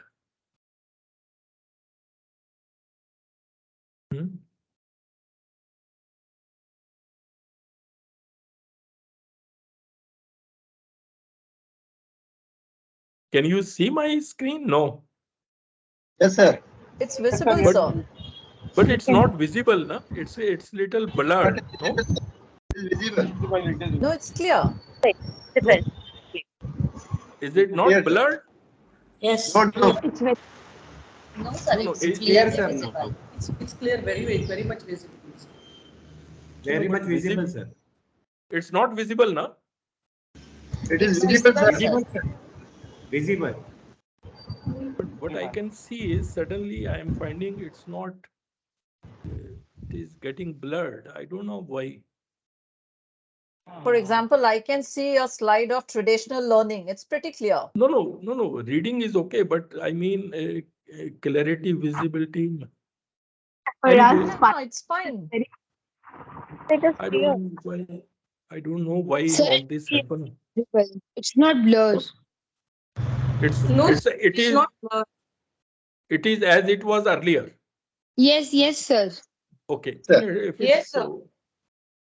Anyway, so experiential learning can be of many types. It could be problem-based learning, project-based learning, case studies, inquiry-based learning, flipped classroom model. It could be collaborative learning strategy or community outreach, travel, internship, UG research program. All these things which we talk, they are examples of experiential learning. That's what I mean. Look at traditional learning. What we do in traditional learning, a student is told what he or she needs to know. Then they memorize it, and then a problem is assigned to illustrate how to use it. But in the problem-based learning, a problem is assigned, then they find out what they need to know in order to solve that problem. They learn that and apply to solve the problem. So that is the beauty of problem-based learning. And even the project-based learning also, it is the same approach we follow. Then there is a collaborative learning environment. I have some idea, you have some idea, we share with each other, the best idea comes out. And then there is a very famous collaborative learning TPS strategy, think, pair, share strategy. You give me a problem, I think, I come out with an idea, then you pair me with somebody, we together share each other's idea and a better idea comes, then you make it a part of a bigger group, we share each other's ideas. So that is called TPS strategy. So, and then one which is becoming very popular is flipped classroom model. This is becoming a very popular teaching approach. Here, you create a video lecture on any topic or concept and you share it with the students. Students will watch that lecture at home 1 or 2 times and they will prepare questions for the teacher. And then at the school or college, teacher will facilitate discussion and answer students' questions. And student will ask questions, they will participate in learning activities. So this is a new method of teaching, flipped classroom. Here you can focus on higher order thinking skill. Internship is also becoming very popular. This is also very important. And so on, the list is long. So the basis is ultimately, experiential learning. That's what I mean to say. And please remember, we do not learn from experience. We learn from reflecting on experience. When you think over that, then you learn. So there is a very famous equation, E plus R is equal to L. Experience plus reflection equals learning. And if you look at some of the leading universities of the world, Harvard, Stanford, Wharton, look at them. They generally follow case studies, experiential learning, project-based, problem-based learning, collaborative learning, and very little focus on lecture-based learning. In India, we still talk about lecture-based learning. 16 lectures a week, 14 lectures a week.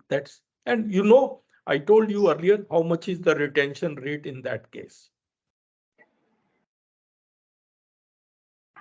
So, and in this context, outcome-based education is also one very new approach about which this whole program is. This outcome-based education has become a buzzword in higher education in the current scenario. So here the basis is student-centered curriculum you should have. And the entire focus of outcome-based education is on well-defined outcomes. This is the thinking behind outcome-based education. You will have so many lectures from the resource person, but I'm telling you the underlying concept of outcome-based education. And this is the whole framework. I should know something about my students, then I should know what I want my students to learn. These two things will define the learning outcomes. What I want in my students.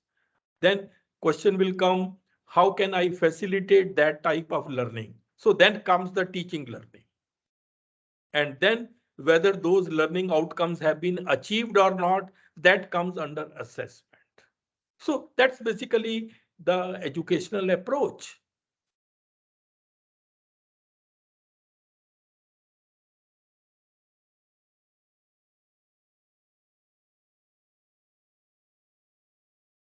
And the learning outcomes which we will talk about, they need to be very specific. They should be very well defined. They should be achievable also. It should not be just like in air you are talking. And then they should be measurable. Analysis and synthesis should be possible. So these are the things one needs to keep in mind while designing academic curriculum for outcome-based education. But question is, what is the limitation of outcome-based education? One may ask that. See, what I feel is, if you outline the specific outcomes already, then a holistic approach to learning is lost. Learning can find itself reduced to something that is specific, measurable, and observable in outcome-based education. So, in my opinion, that is what I was thinking. This seems to be a serious limitation of outcome-based education. Because the way we have been teaching for years, still students have been acquiring many outcomes. But now we will be focusing only on outcomes, and therefore holistic approach may be lost. That's my feeling. And then in outcome-based education, pedagogy and the methods of assessment play a very important role. How you teach and how do you assess the learning outcomes of the students. So a teacher must have a thorough understanding of the different pedagogies and then adopt the method which is most effective for the students in his class. So this is very, very important. Very easy to say, but very difficult that all these things happen simultaneously.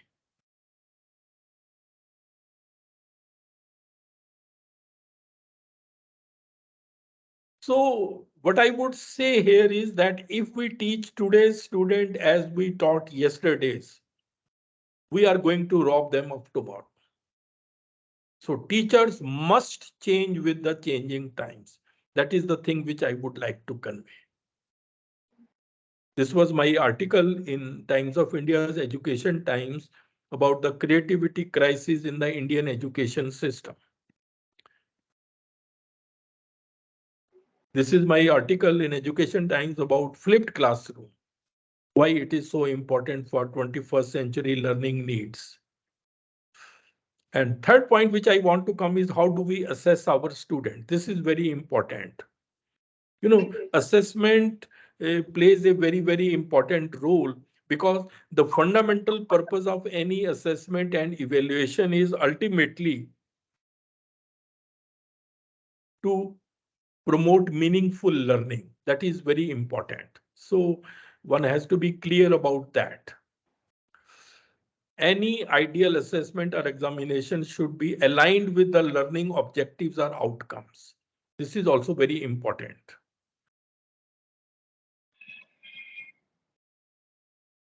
I don't know why this color sometimes changes. Not very comfortable. Anyway, but as I showed you earlier also, cognitive learning, I told you about knowledge part. Again, it's not coming. It's a 6-level hierarchy. So from knowledge, understanding, it should take us to the top. So even the new education policy says that our assessment process needs to be made more scientific to encourage multiple skills of the students, such as analysis, critical thinking, and conceptual clarity. Because generally the questions which we set in our examination, they test knowledge, our understanding, or somewhat application. Beyond that, we are not able to test. That is why in India there is a problem of creativity, because creative thinking skills are not encouraged. And these are the hello. These are the assessment tools for different Bloom's level. If you remember, I told you about cognitive level. For lower order, that is knowledge, understanding, and application, you can have MCQs, short question answer, match, fill in the blanks, etc. But for higher order thinking skills, you cannot have such questions which will test higher order. That is not possible. You need to focus on projects or internships or e-portfolios or field work. So an ideal assessment system should be a blend of all these questions, which test both lower order thinking skill as well as higher order thinking skill.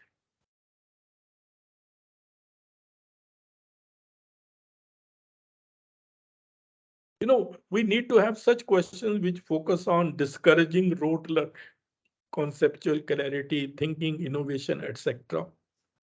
Such things need to be encouraged.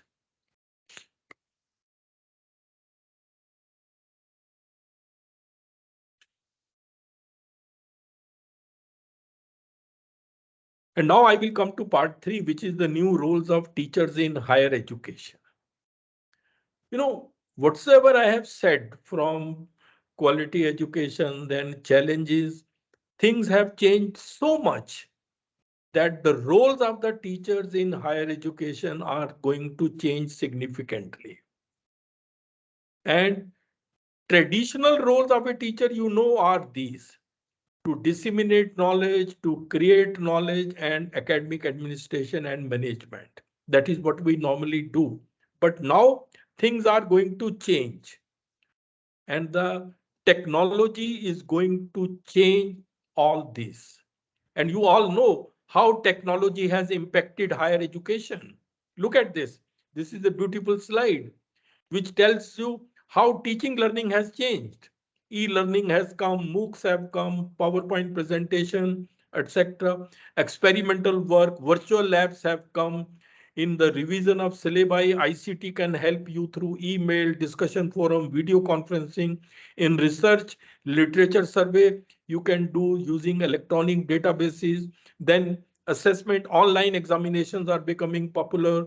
Professional development of the teachers, like this FDP, it is online. Then ICT empowered pedagogies have come. So you can see how technology has changed all facets of higher education in the country. And most of this has happened in the last 1 decade. So therefore, the roles of the teachers are also changing. And there are some teachers who worry that the way the things are changing, there will be perhaps no students to teach anymore in near future, as technology might take over teaching our students. Even there are now question marks over the future of teaching profession. How teaching profession is going to change in future.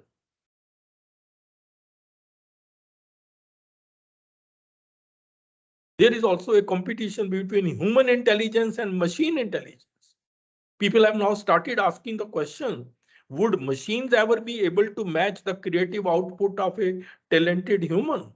Because machine creativity is also being talked now. There is a race between humans and machines. And look at this. Now, robot teachers have come. This is in India's example.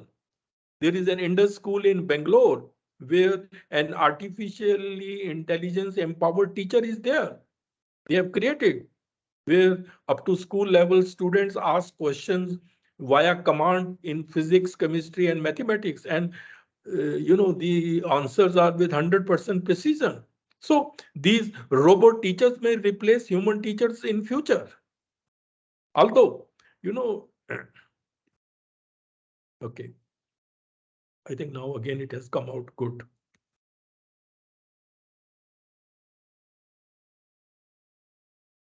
But please remember, only a human teacher can bring real connection, socialization, and creativity to the classroom. That cannot be with the robot teachers.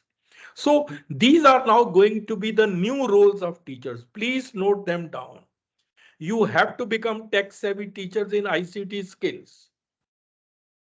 Tomorrow you will have to manage virtual classroom and discussion forum because students may be enrolled in e-learning MOOCs.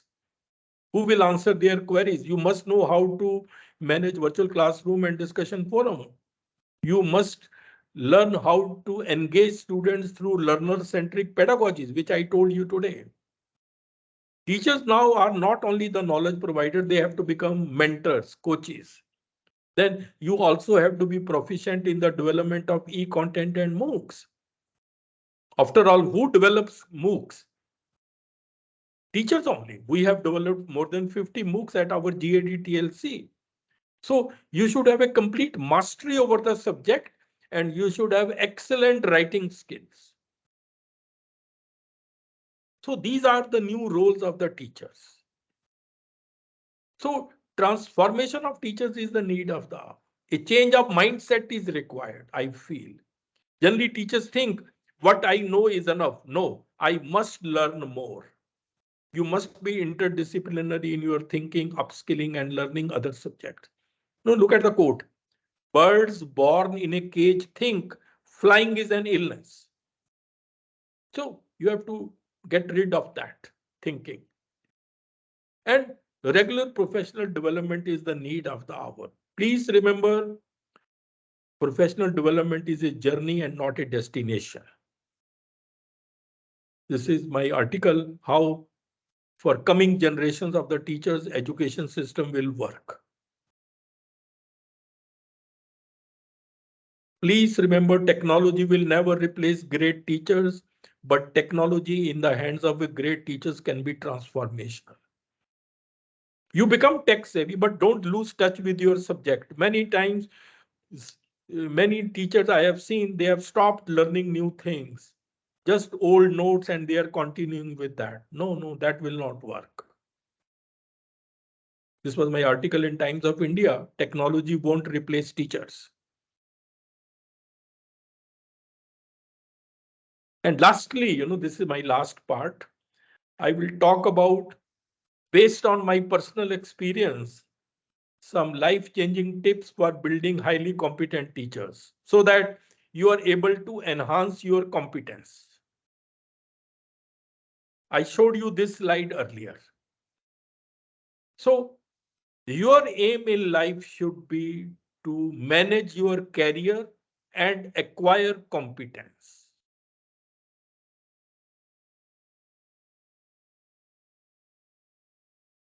And here personality plays a very important role. Personality, I mean a set of traits and behaviors that characterize an individual. Personality does not mean your looks only. And as I said earlier also, 87% people fail not because of capability, but because of personality. So please pay attention to what I'm saying now. These things can change your life. Have self-belief. Nobody taught us when we were young students, but I'm telling you things in advance based on my experience. Believe in yourself. Look at the quote. A bird sitting on a tree is never afraid of the branch breaking because her trust is not in the branch but in her own wings. So you should start believing in yourself. This is very, very important. Always believe in yourself. Only then you can succeed. And this self-belief leads to self-confidence. And self-confidence is a superpower. Once you start believing in yourself, magic will start happening. Try it. Any line you choose, have self-confidence. And please remember, a penguin can never be a giraffe. So try to be the best penguin you can be. Excellence should be your key word. Then, second thing which I would say is self-discipline you should all practice. Self-discipline means mastery over your thoughts. If you can control what you think, you can control what you do. Because the heaviest burden that we carry are the thoughts in our hand. So this is something very, very important. Because there is nothing in this world that can trouble you more than your own thoughts. So practice self-control. Cages are not made of iron, they are made of thoughts. An average person thinks 70,000 thoughts a day. So my message to you is learn self-control, then you will be able to master anything. Start practicing it. Then be positive and honest in your life. Have a positive mindset. Positive thinkers will have a solution for every problem.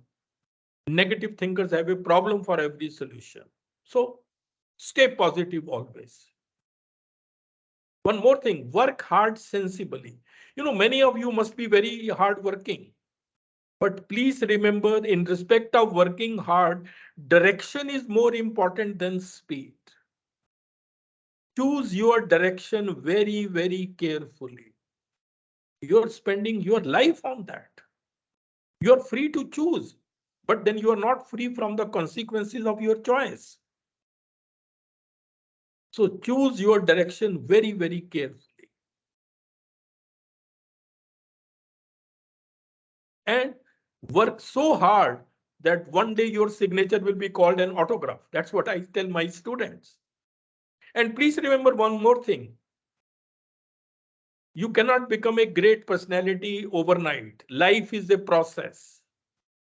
No one rises suddenly in this world, not even the sun. So be persistent in life. Only persistent people achieve their goals. Look at the right side of this. If you get 1% better each day for 1 year, you will end up 38 times better at the end of the year. And if you get 1% worse each day, you can see where you will be. So be persistent. Don't expect gains to come immediately. Keep on working in the right direction. There will be no looking back.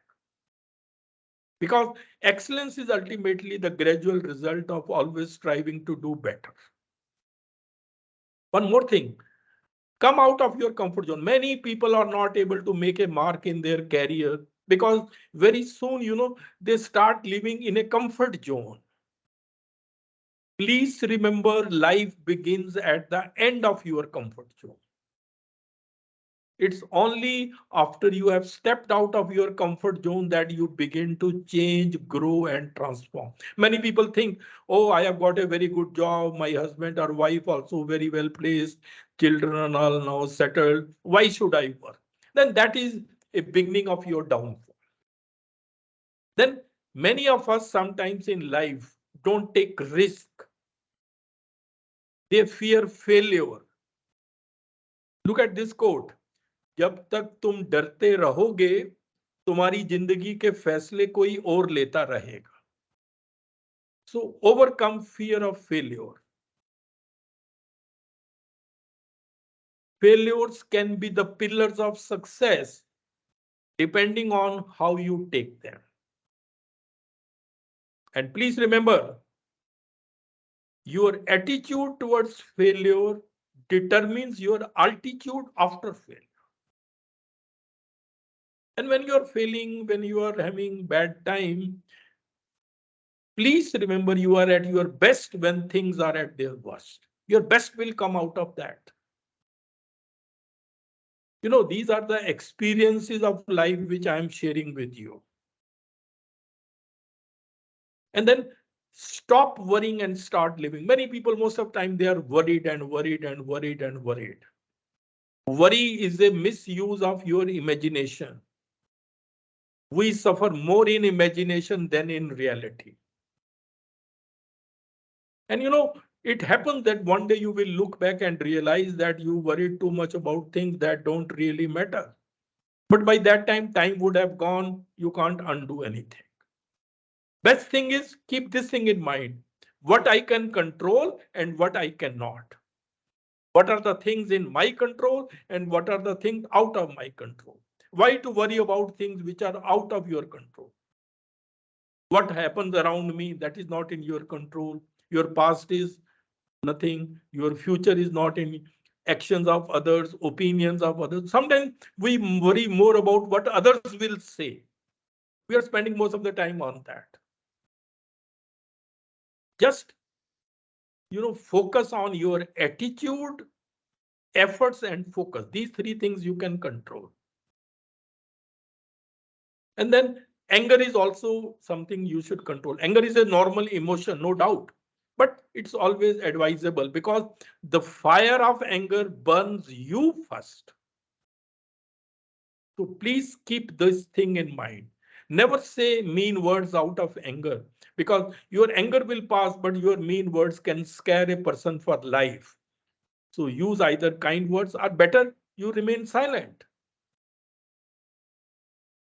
And one more thing, psychology says beneath anger, there always lies some fear. Keep that in mind. And one more, sometimes, a small success goes into a person's head and the person becomes arrogant.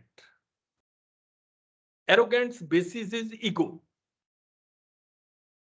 That you should avoid.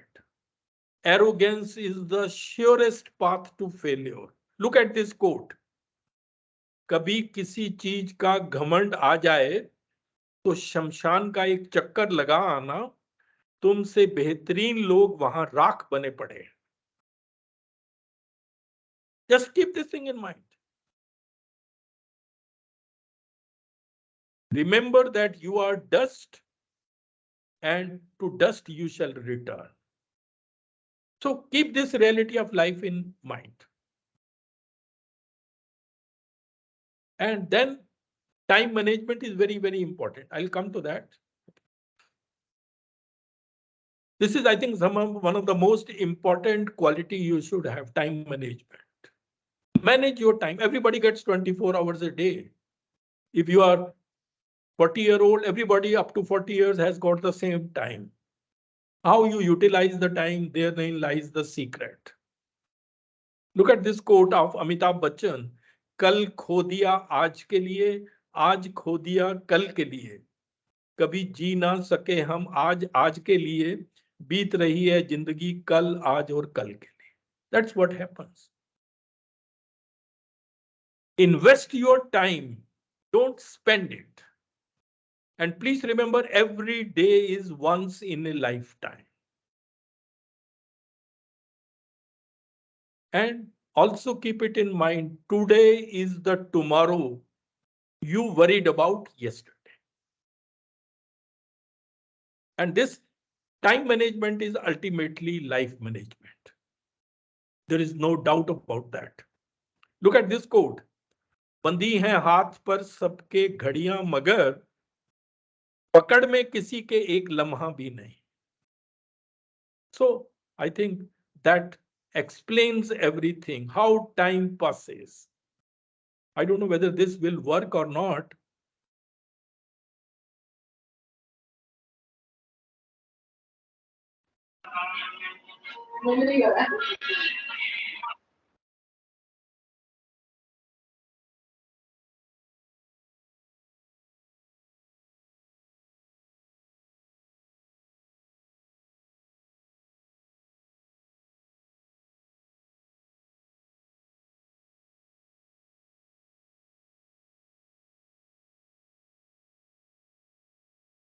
See how time changes people. वो कहते हैं ना कि समय दिखाई नहीं देता पर दिखा बहुत कुछ जाता है. So keep that thing in mind and then live in the moment. Don't think too much because life becomes more meaningful when you realize the simple fact that you will never get the same moment twice. So I think this is very, very important. Then one more thing which these are the things which I also learned very late in my life. That is why I'm sharing with you. Have a high opinion of yourself. Having a low opinion of yourself is not modesty, it is self-destruction. So think high of yourself. And these are some of the common habits of the most successful people in the world. Strategic planning and deliverance, laser sharp focus and determination, risk-taking ability. You have to be courageous, health and fitness, and then hard work and consistency. Never give up attitude. Please remember the secret of success is hidden in your daily routine. And success is a product of daily habits, not of random activities.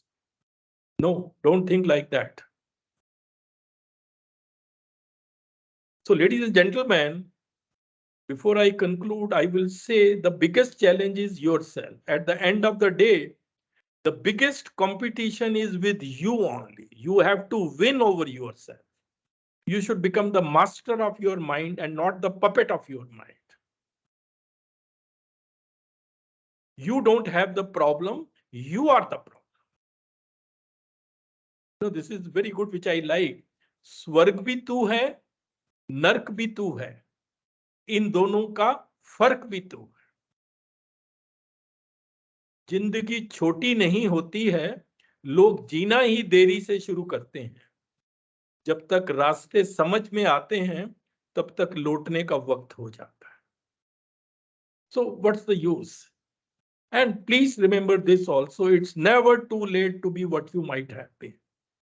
Start practicing these things. Your life will change. Whatsoever time has passed. You can't do that, undo that. But change now.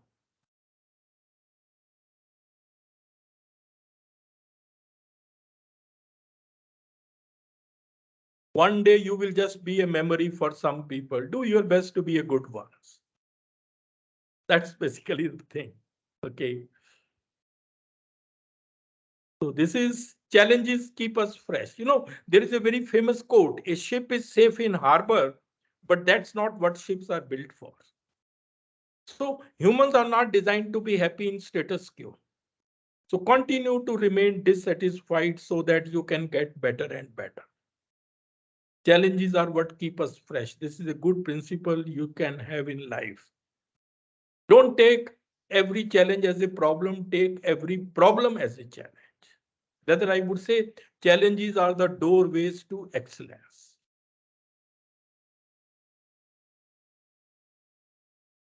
And just one more last message. There is a message for all of you. There is a very famous book, Die Empty. This is written by Todd Henry.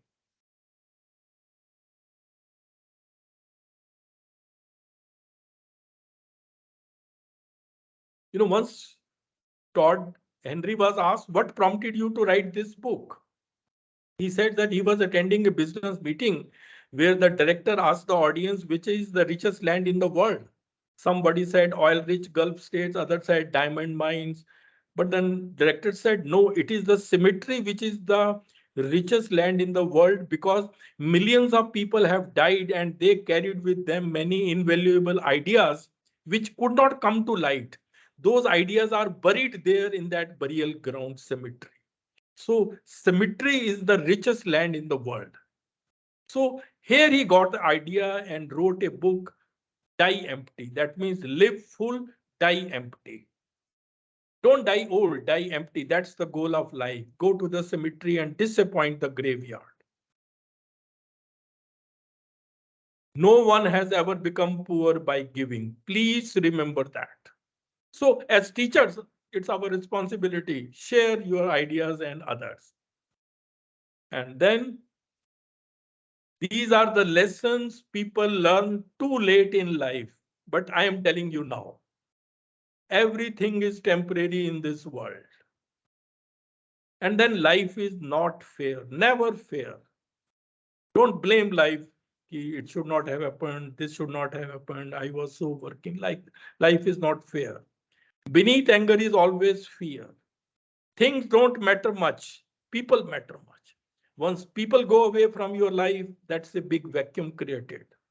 And then a lifetime is not very long. The whole life will pass very soon. You will never come to know that so many years have passed. And then you played it too safe. You should have taken risks in life. This is also the lesson you learn. And then life has no reset button. Live every day like it's your last day. And realization comes to everybody in life. But generally by the time it comes, it's too late. So don't let that happen. And this is the theory of life. Look at this. When flood comes, the fish eat ants. But when water dries, the ants eat fish. Life gives chance to everyone. Just have to wait for your right time or for your turn. So I think so. You have to be odd to be number one. Don't be like one in the crowd. That is the life of mediocrity. Don't lead a life of mediocrity. Do something so that people remember you. Every line needs top people. Go and excel. And आखिर में यही कहूंगा दुनिया में जितनी भी अच्छी बातें हैं सभी कही जा चुकी हैं बस अमल करना रहता है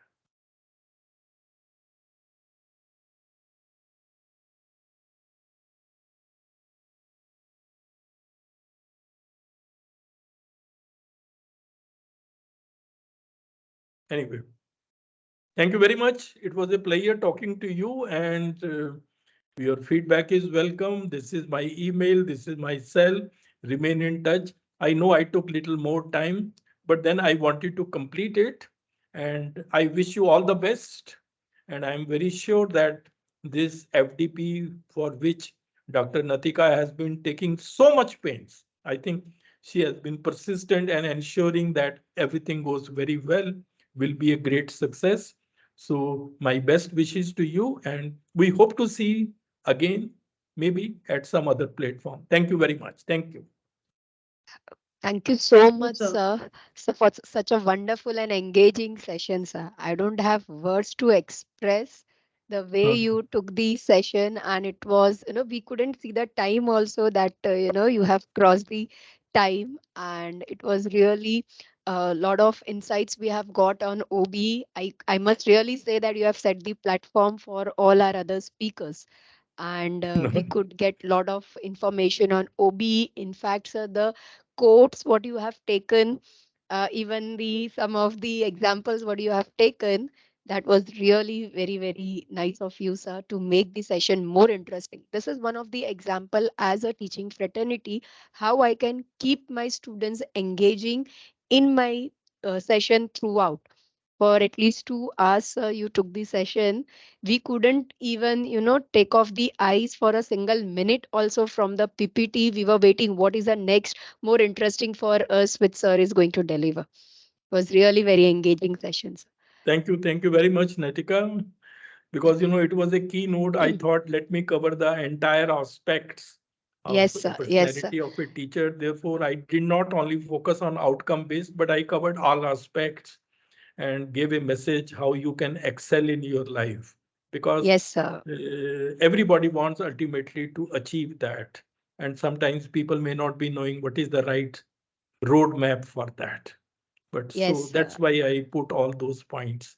So, because in your FDP, there will be many sessions exclusively Yes, sir. devoted to outcome-based education, Yes, but sir. perhaps not on personality development and other aspects, which are also equally important. That's what I think. Yes, So sir. thank you Yes, very sir. much. Yes. Sir, we are open. We can have quickly 5 Any minutes comment, any Q&A. suggestion, Yes. any question, they are welcome. Yes. Yes. Faculty can, the participants can put their queries or questions in the chat, or they can raise their hand. We will call out their names to unmute. Only if any technical issues or anything, we can take it later. Only related to this first session, we are opening up now for Q&A. Yes, Professor Girish. Yes, Professor Girish, you have raised your hand. Yeah. Am I audible? Please, Yes, please yes, sir, you introduce are audible. yourself also. Yes. Yeah, good afternoon, sir. I'm Girish Jadhav, Assistant Professor of Marketing from Navin Chandra Mehta Institute. Sir, I just want to know that more about the flipped classroom that you have explained now. So what kind of infrastructure is required again, or any other kind of facilities are required to practice in our institute like that? The flipped classroom model is a new approach.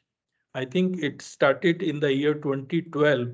The basic thing you have to do here is why flipped classroom is becoming more popular is because it can help you achieve higher order thinking skills.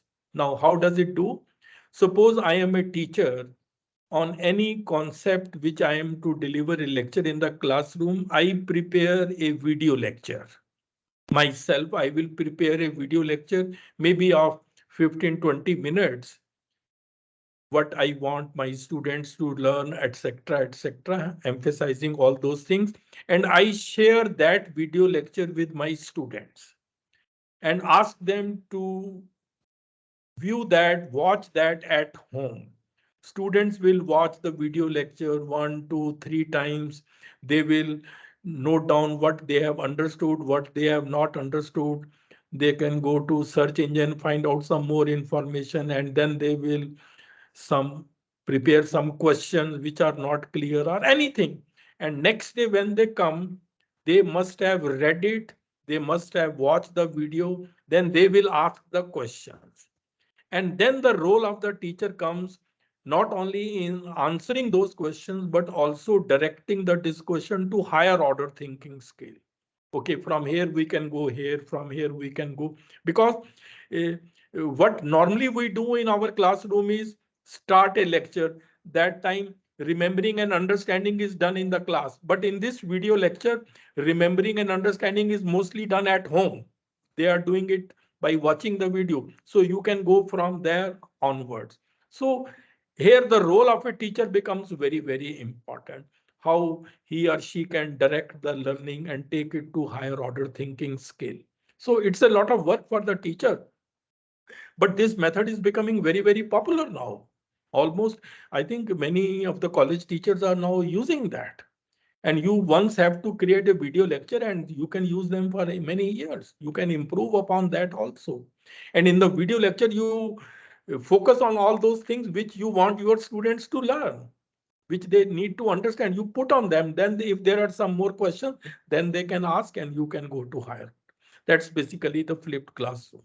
So what is normally the class work now becomes the homework, and what is normally the homework now becomes the classwork.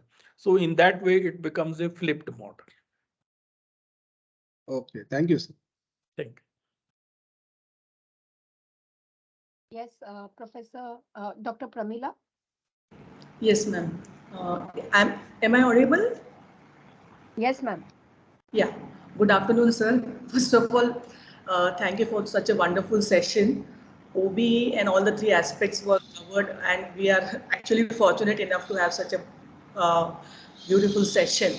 The thing is regarding the evaluation pattern, the rubrics which we will be getting in the coming sessions. Now, for this think, pair, and share, if we try this technique of pedagogy, teaching pedagogy of teachers, think, pair, and share, how it will be means helpful for evaluating means what technique shall we use for evaluating if we are using TPS? There it is basically, it is a collaborative learning strategy, TPS, think, pair, and share. You put some question to a student, let student think over that and come out with an answer or come out with an idea. And each student will come out with their own ideas. So that is think, pair, and share. First, individually, let everybody think on their own and come out with an answer or an idea. After that, you pair them. If I take one and A and B together, then we ask them to discuss. They will share each other's idea with each other. They will discuss with each other why they have chosen their idea, why the other person has chosen that idea. Through discussion, maybe a better idea may come. So that is the pair part. And share is when you make it a bigger group. Everybody says, this is my idea. Somebody says other idea. One can ask a question, why that idea and why not this idea? So a collaborative learning will take. And then through discussion, something best will come out. And then no one will forget that.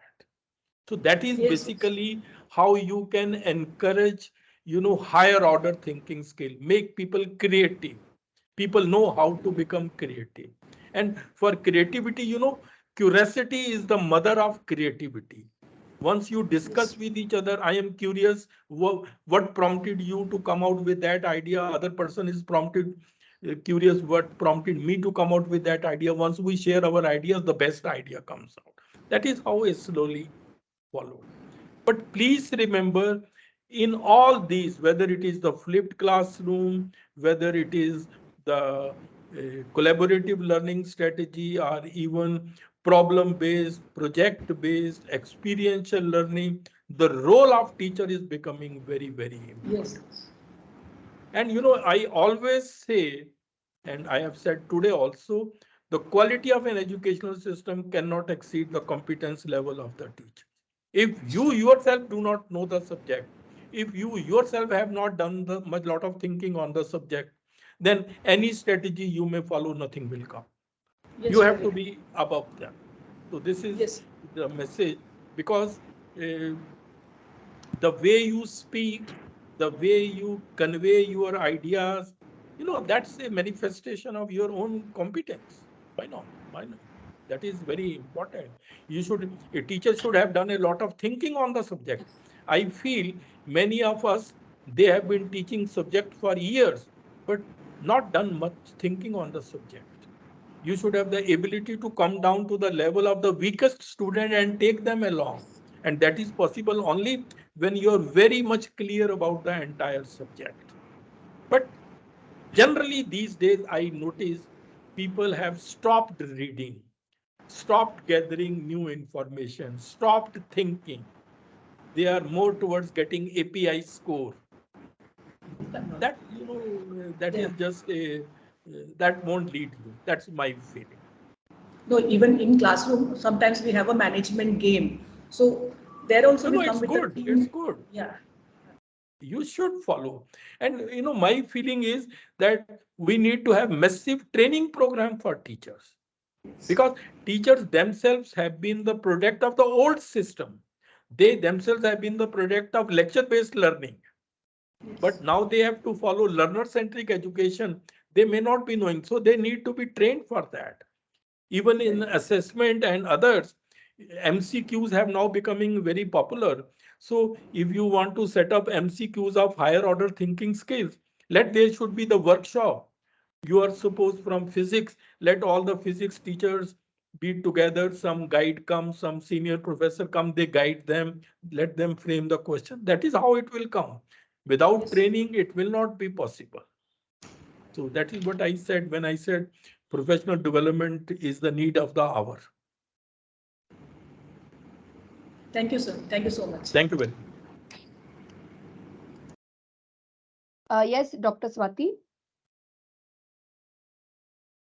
Dr. Swati, you have raised your hand. Yes. Yes, ma'am. Yes, We can yes. hear you, ma'am. Yeah. Thank you, sir, for the wonderful session and for Thank you. enriching us with the life-changing tips you have shared. So my question was like, you have talked about changing teaching method, pedagogy, but we are bounded by certain guidelines, or you can say certain rules as a teacher for setting up the paper, and now for number of hours lectures have to be taken. So in this particular system, or with the foundations, how can we, what approach we should take to enrich our students and take them in a better position? No, I fully agree with you that you have your own limitations, because if everybody else is doing like that, you will have to do like that. But that comes for your summative assessments, final examination, because somebody else may be setting a paper which is the common for all the students. But in your daily routine in the class, during those formative assessment stages, you can mold the students the way you want, because that is entirely in your hands. Your entire class is before you. You can encourage them to do thinking, innovation, creativity. You can give them quizzes. You can give them some tests. So whatsoever is in your hand, you start doing that. Don't wait, because if the whole system is to change, then the decision must come from the top, from the policy makers, then from the administrators, that everybody will do like that. So don't wait for that. Whatsoever is possible in your hands, you do that. Rest things will change. And Yes, sir. don't think Thank that you. I will not do because others are not doing. Don't do that. You change this even if others are not doing. Whatsoever little you can do, that will be like a drop in the ocean. Thank you so Okay. much, sir. Thank you. Thank you, sir. So the last we take Barnita, Professor Barnita Majumdar. Yes, Yes, ma'am. yes, ma'am. Ma'am, Yes, can ma'am. you We hear can hear me? you. Yes, ma'am. We can hear you. Okay. Thank you, sir, for, I missed some of the slides, that, to be very honest, some of the slides, but the last slides that I have seen, it's wonderful, sir. Just want to say, sir, you just now you said a line that these days professors are very busy with API scores. Sir, I fully agree with that. I have seen my surrounding colleagues and my seniors, my teachers also, they are very much busy with API scores. They are very much busy with their own development. But how much this development can be applied? Suppose now when I am attending an FDP, whatever I learned it from you, if how much can it be given to the students? These days, what we find that it's not at all practicable. Going there, we are not sharing it with the student, neither we are applying it with the student. We are fine that I have attended one FDP, I can show this certificate for the NAC. For my own development, fine, it is important. But how much it is in practical field, sir? That was my question, sir. How to No, do that? that is basically, I do not say that you should not worry about your personal development. Career development or career management is very important. But along with that, it should not only be on paper, that, as you said, you did FDP and at the end of 1 week, you will get a certificate and then it can help you in your Yes, career. yes, Somebody yes, develops a MOOCs, somebody gets yes, APIs. You yourself should think how, in my talk, I have told you what is the need of the hour. What are going to be the challenges in higher education? You know, yes, in the present age, the challenge is going to be, we do not know where our students will be employed tomorrow. Those jobs may not yes, be yes, existing now. yes, Artificial intelligence, automation, robotics are coming. Concept of yes, success is changing. So yes, whatsoever little we can do to prepare them in the light of these challenges, that we should do, besides your own growth. Your own growth is important, but at the same time, you are doing everything ultimately for the upliftment of your own students. That you should practice. That's what I would say. thank Start you, sir. practicing it. Start. Somebody asked, video flipped classroom, why don't you start it? What discipline Yes, is your? Tell me, madam, Babita. yes, yes, sir. What is your Sir, subject? sir, it is English. I am from Holy Cross College, Tripura. I Okay. teach English, sir. Okay, in your own subject, why not create a video lecture and start practicing flipped classroom? Why don't Yes, you sir. do it? Yes, sir. Can be done. Yes. Why don't you give project-based learning? Give them a project. Yes. We Why have a not project. problem-based? Yes. We have a sir projective learning.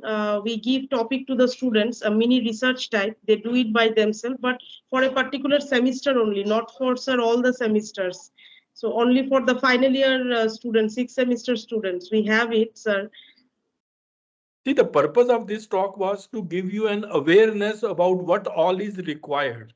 Then Yes. how much of that you can apply in your system, in your educational institution or in your class, that is for you to decide. But these Yes, are yes. all the challenges which will be there. That is what I Yes. think. Thank you, sir. Thank you. Thank you.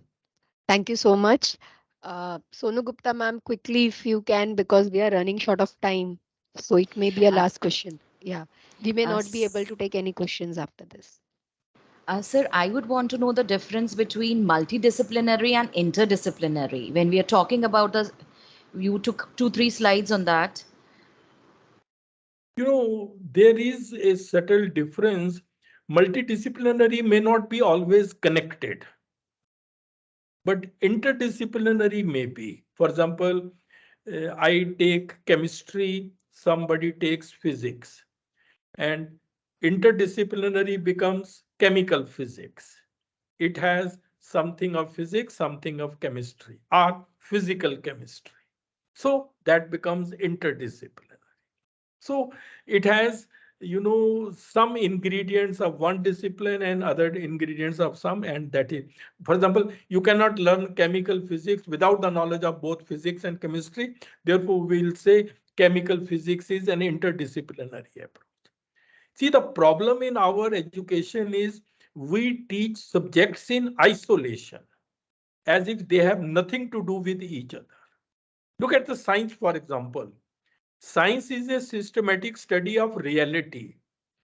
Different subjects, physics, chemistry, mathematics, biology, zoology, they are all part of that reality and they are man-made creation. It is the man who has made these compartments. Otherwise, they are all unified. But when we teach each subject as if it has nothing to do with the other. And we do so because we ourselves are not aware of all that linkages. So that is basically the difference in our approach. And I have already told you what would mean the interdisciplinary and what would mean multidisciplinary may not be connected at all. Geography and science may not be connected much. But through that, you can look at the water problem in their own perspective. That becomes a multidisciplinary. Got it, sir. Thank you. Thank you.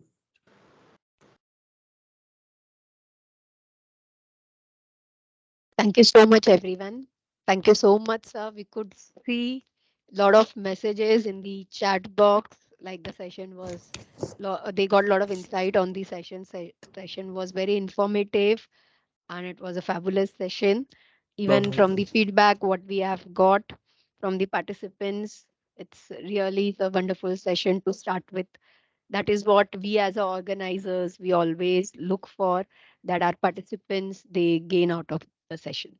Thank you so Thank much, you sir. very much, Natika, and all the best for your program. And Thank you so much, sir. My I'm pleasure, sure. sir. And thank you so much, sir, for giving us the opportunity to conduct Thank this you. FDP. Thank you. Thank you, sir. Thank you.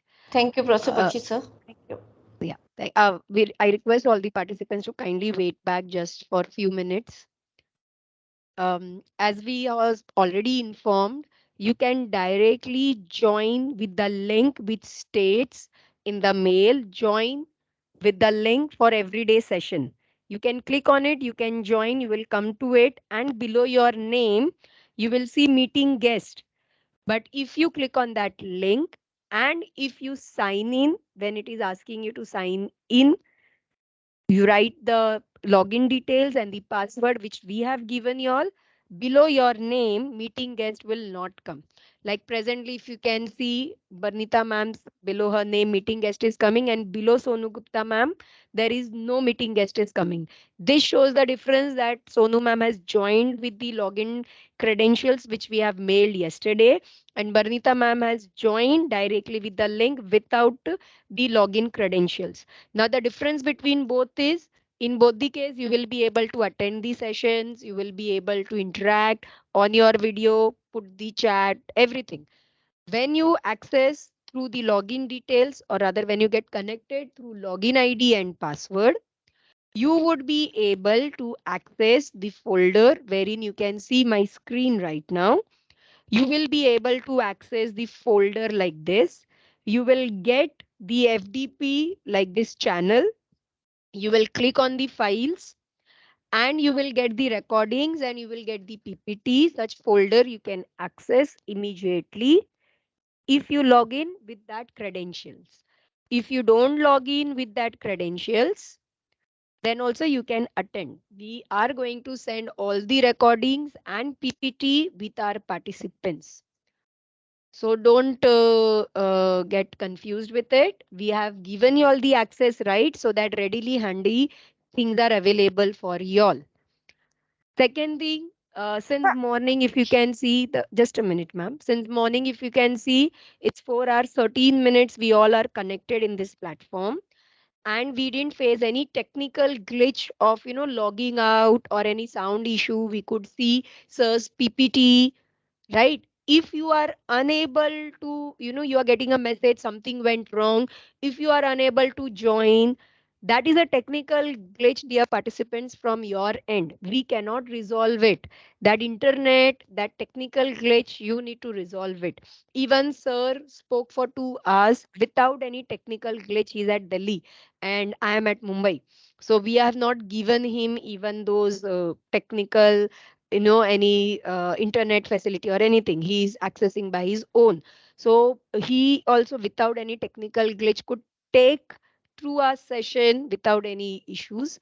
So it is the technical glitch needs to be from your end. If you are not able to see the screen a blank or anything, you have to log in, log out again. My IT team anyways is there to help you out how you can view it. But the internet issues, if it's telling you to wait for long, join, it's giving an issue. We are not giving any admission right here.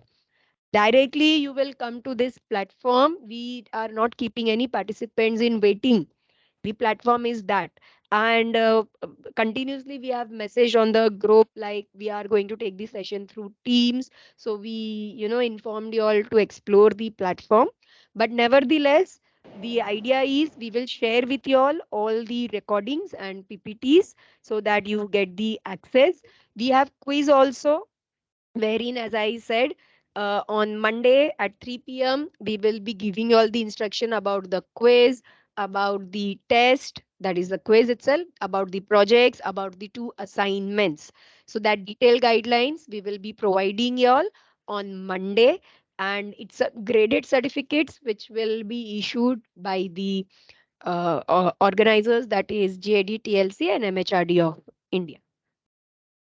And we have mailed today the Excel sheet wherein all the registered participants' name, their institute's name, that is a college name, their designation, we have mailed to check the error, if any, for the certificate purpose. So please see to it, you go through it, and please don't reply to all. Only reply to us, so that if any error, we will, in the name or in the designation or college name, we will rectify at our end. So if any issues, then you all can wait back. We are there to address it. Other participants, they can have a lunch break. And yeah, feedback link we have posted. We are not going to mail. It's being already informed. Feedback link will not be mailed. It will be posted in the chat. Anyways, I have posted again in the chat. You all can fill the feedback link. And it's 12:45, 1:15. 1 o'clock was the session, but 1:15, I request all the participants to click the same link which is given in our mail, link to join for everyday's session. We will come to this platform. Good afternoon, ma'am. Yes, ma'am. Ma'am, the chat box is not visible to me as I've joined as a guest, I guess. No, ma'am. Even if you join as a guest, you can see it, ma'am. Ma'am, It's in not this showing channel, on many the also, chat ma'am. in this channel meeting is only available to the team member. Ma'am, the Yes, chat ma'am. box. Same with me. एक minute. Just a minute. Yes, ma'am. For me also, since I've joined through the link directly, I spoke with Lalwani sir, so I guess he will be Okay, solving so what we it by will do is, 4:30. ma'am, He said. So what even we for will me, do. chat box is passive as of now. Okay, so what we will do is, ma'am, not to worry, as 4:30 it will be resolved, or as since y'all are not able to, and we don't want our participants, to struggle understanding the platform, to make it more easier, we will share the feedback link via mail. I hope that sounds better for y'all. Thank you so much, ma'am. Thank you, ma'am. Thank you, ma'am. We have shared with you this feedback link via mail. You will get.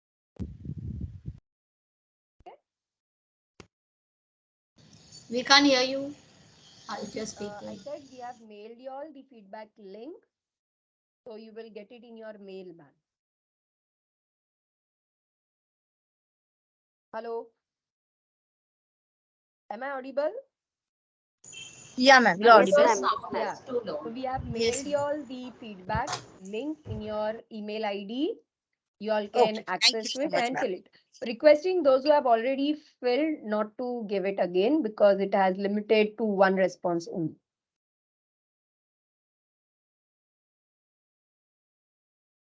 Okay.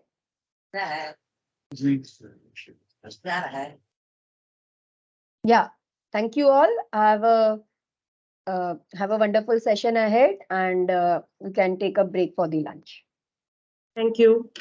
Thank you. We need to join back by 1:30, right, ma'am? Ma'am, 1:15. Actually, the session Okay. is of 1 Okay. o'clock, but slightly it got delayed, so 1:15. Fine, ma'am. Thank you. Fine, ma'am. Thank you so much, everyone. We have mailed you all Thank the you. feedback link. Yeah. I Okay, have not thank you, received ma'am. the email, ma'am, yet. Ma'am, you can just do refresh. Yeah, ma'am. You can check. Yeah, just a minute.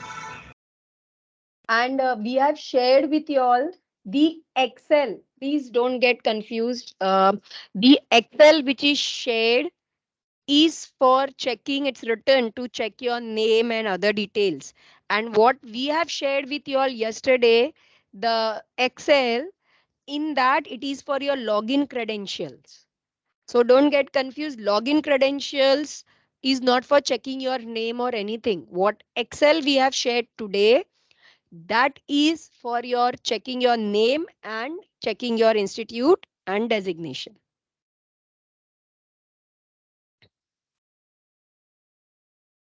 Professor Tambe, you have sent a mail regarding that. If you're connected, I hope it is clear. Hello. Professor Tambe. Yes, ma'am. Yeah. Yes, ma'am. Okay. So yeah, you have sent a mail. I was addressing to that query. So there are Thank you. two Excel. Yesterday's Excel is only to join for the Teams. It's written Microsoft Team. It is to join just to the platform. And today Excel, we have clearly mentioned to check your name, your institute's name to get connected. Yes, ma'am, you were saying something. Hello. Yeah, good afternoon, Natika ma'am. Yes, Whether I'm ma'am. audible? Yes, ma'am, Archana ma'am, very much, please. Yeah. The thing is on the feedback form, there is an email and email address. So what Email to mention ID, there? yes, the email ID will be your personal. Again, I'm repeating, dear participants, that Microsoft, what we have created is only to join the platform. Remaining all the places, you will put your own personal email ID. You will put the participant's number wherever we are asking as per the list mailed today. So that Excel, it's clearly mentioned login credential. It is only to log into the platform, right? So now feedback link or henceforth, whatever forms you will be filling, you will put your own personal email ID, and even the participant number you will put wherever it is asked based on the Excel where we have indicated final participants list based on that. Okay, Archana ma'am? So Hello. email, we had to put whatever address you have given and email Ma'am, ID. email ID and email address, your own personal address. Nowhere you So will put twice. what we have given Microsoft.com anywhere in any of the form. It is only to join for the platform. Platform means when you are connecting to the Microsoft team. Okay. Okay. Thank you so much. Yes, Thanks a lot. my pleasure, ma'am. In every place you will put whether it is email ID or email address, your own personal ID, ma'am. Thank you, ma'am. Thank you so much. My Thanks a pleasure, lot. ma'am. Yeah. Any other queries? Okay, so we are muting it, hoping that there are no other queries from any of the participants. We will Dr. resume back Podar, at 1:15. Yes, sir. Yes. just one last thing. Yes, Darshan, sir. I had to switch between two devices. So we use Microsoft Teams. We have been using for 2 years. So I know when students used to switch between devices, the attendance sheet would show at times as there's a breakage, or at times it would show that they have joined late. So So I that just is wanted to bring okay. it to your That notice. is Yeah. okay, sir, because I have already downloaded the attendance wherein Okay. if you switch the device also, it will be recorded against your name only. So we Yeah, are going to I know. take I'm that aware into of that. consideration. Yes. So Yes, we I'm will be aware. taking your name as consideration. Okay. Okay. Nonetheless, Yeah. fine. Yes, Okay. yes. Thank Yes. you. Yeah, my pleasure, sir. Ma'am, the same looks like I too have joined as a guest. Yes, So, yes, ma'am. attendance, is there any problem? No, attendance and other things will not be any problem, ma'am. Okay. Yeah, so you can interact, you can even unmute yourself and ask the question. So participants who are not able to see the chat because you all have joined as guests, you can raise your hand. We'll give you the rights to unmute, means it's already given anyways. So you can unmute yourself and ask the questions. Okay, thank you.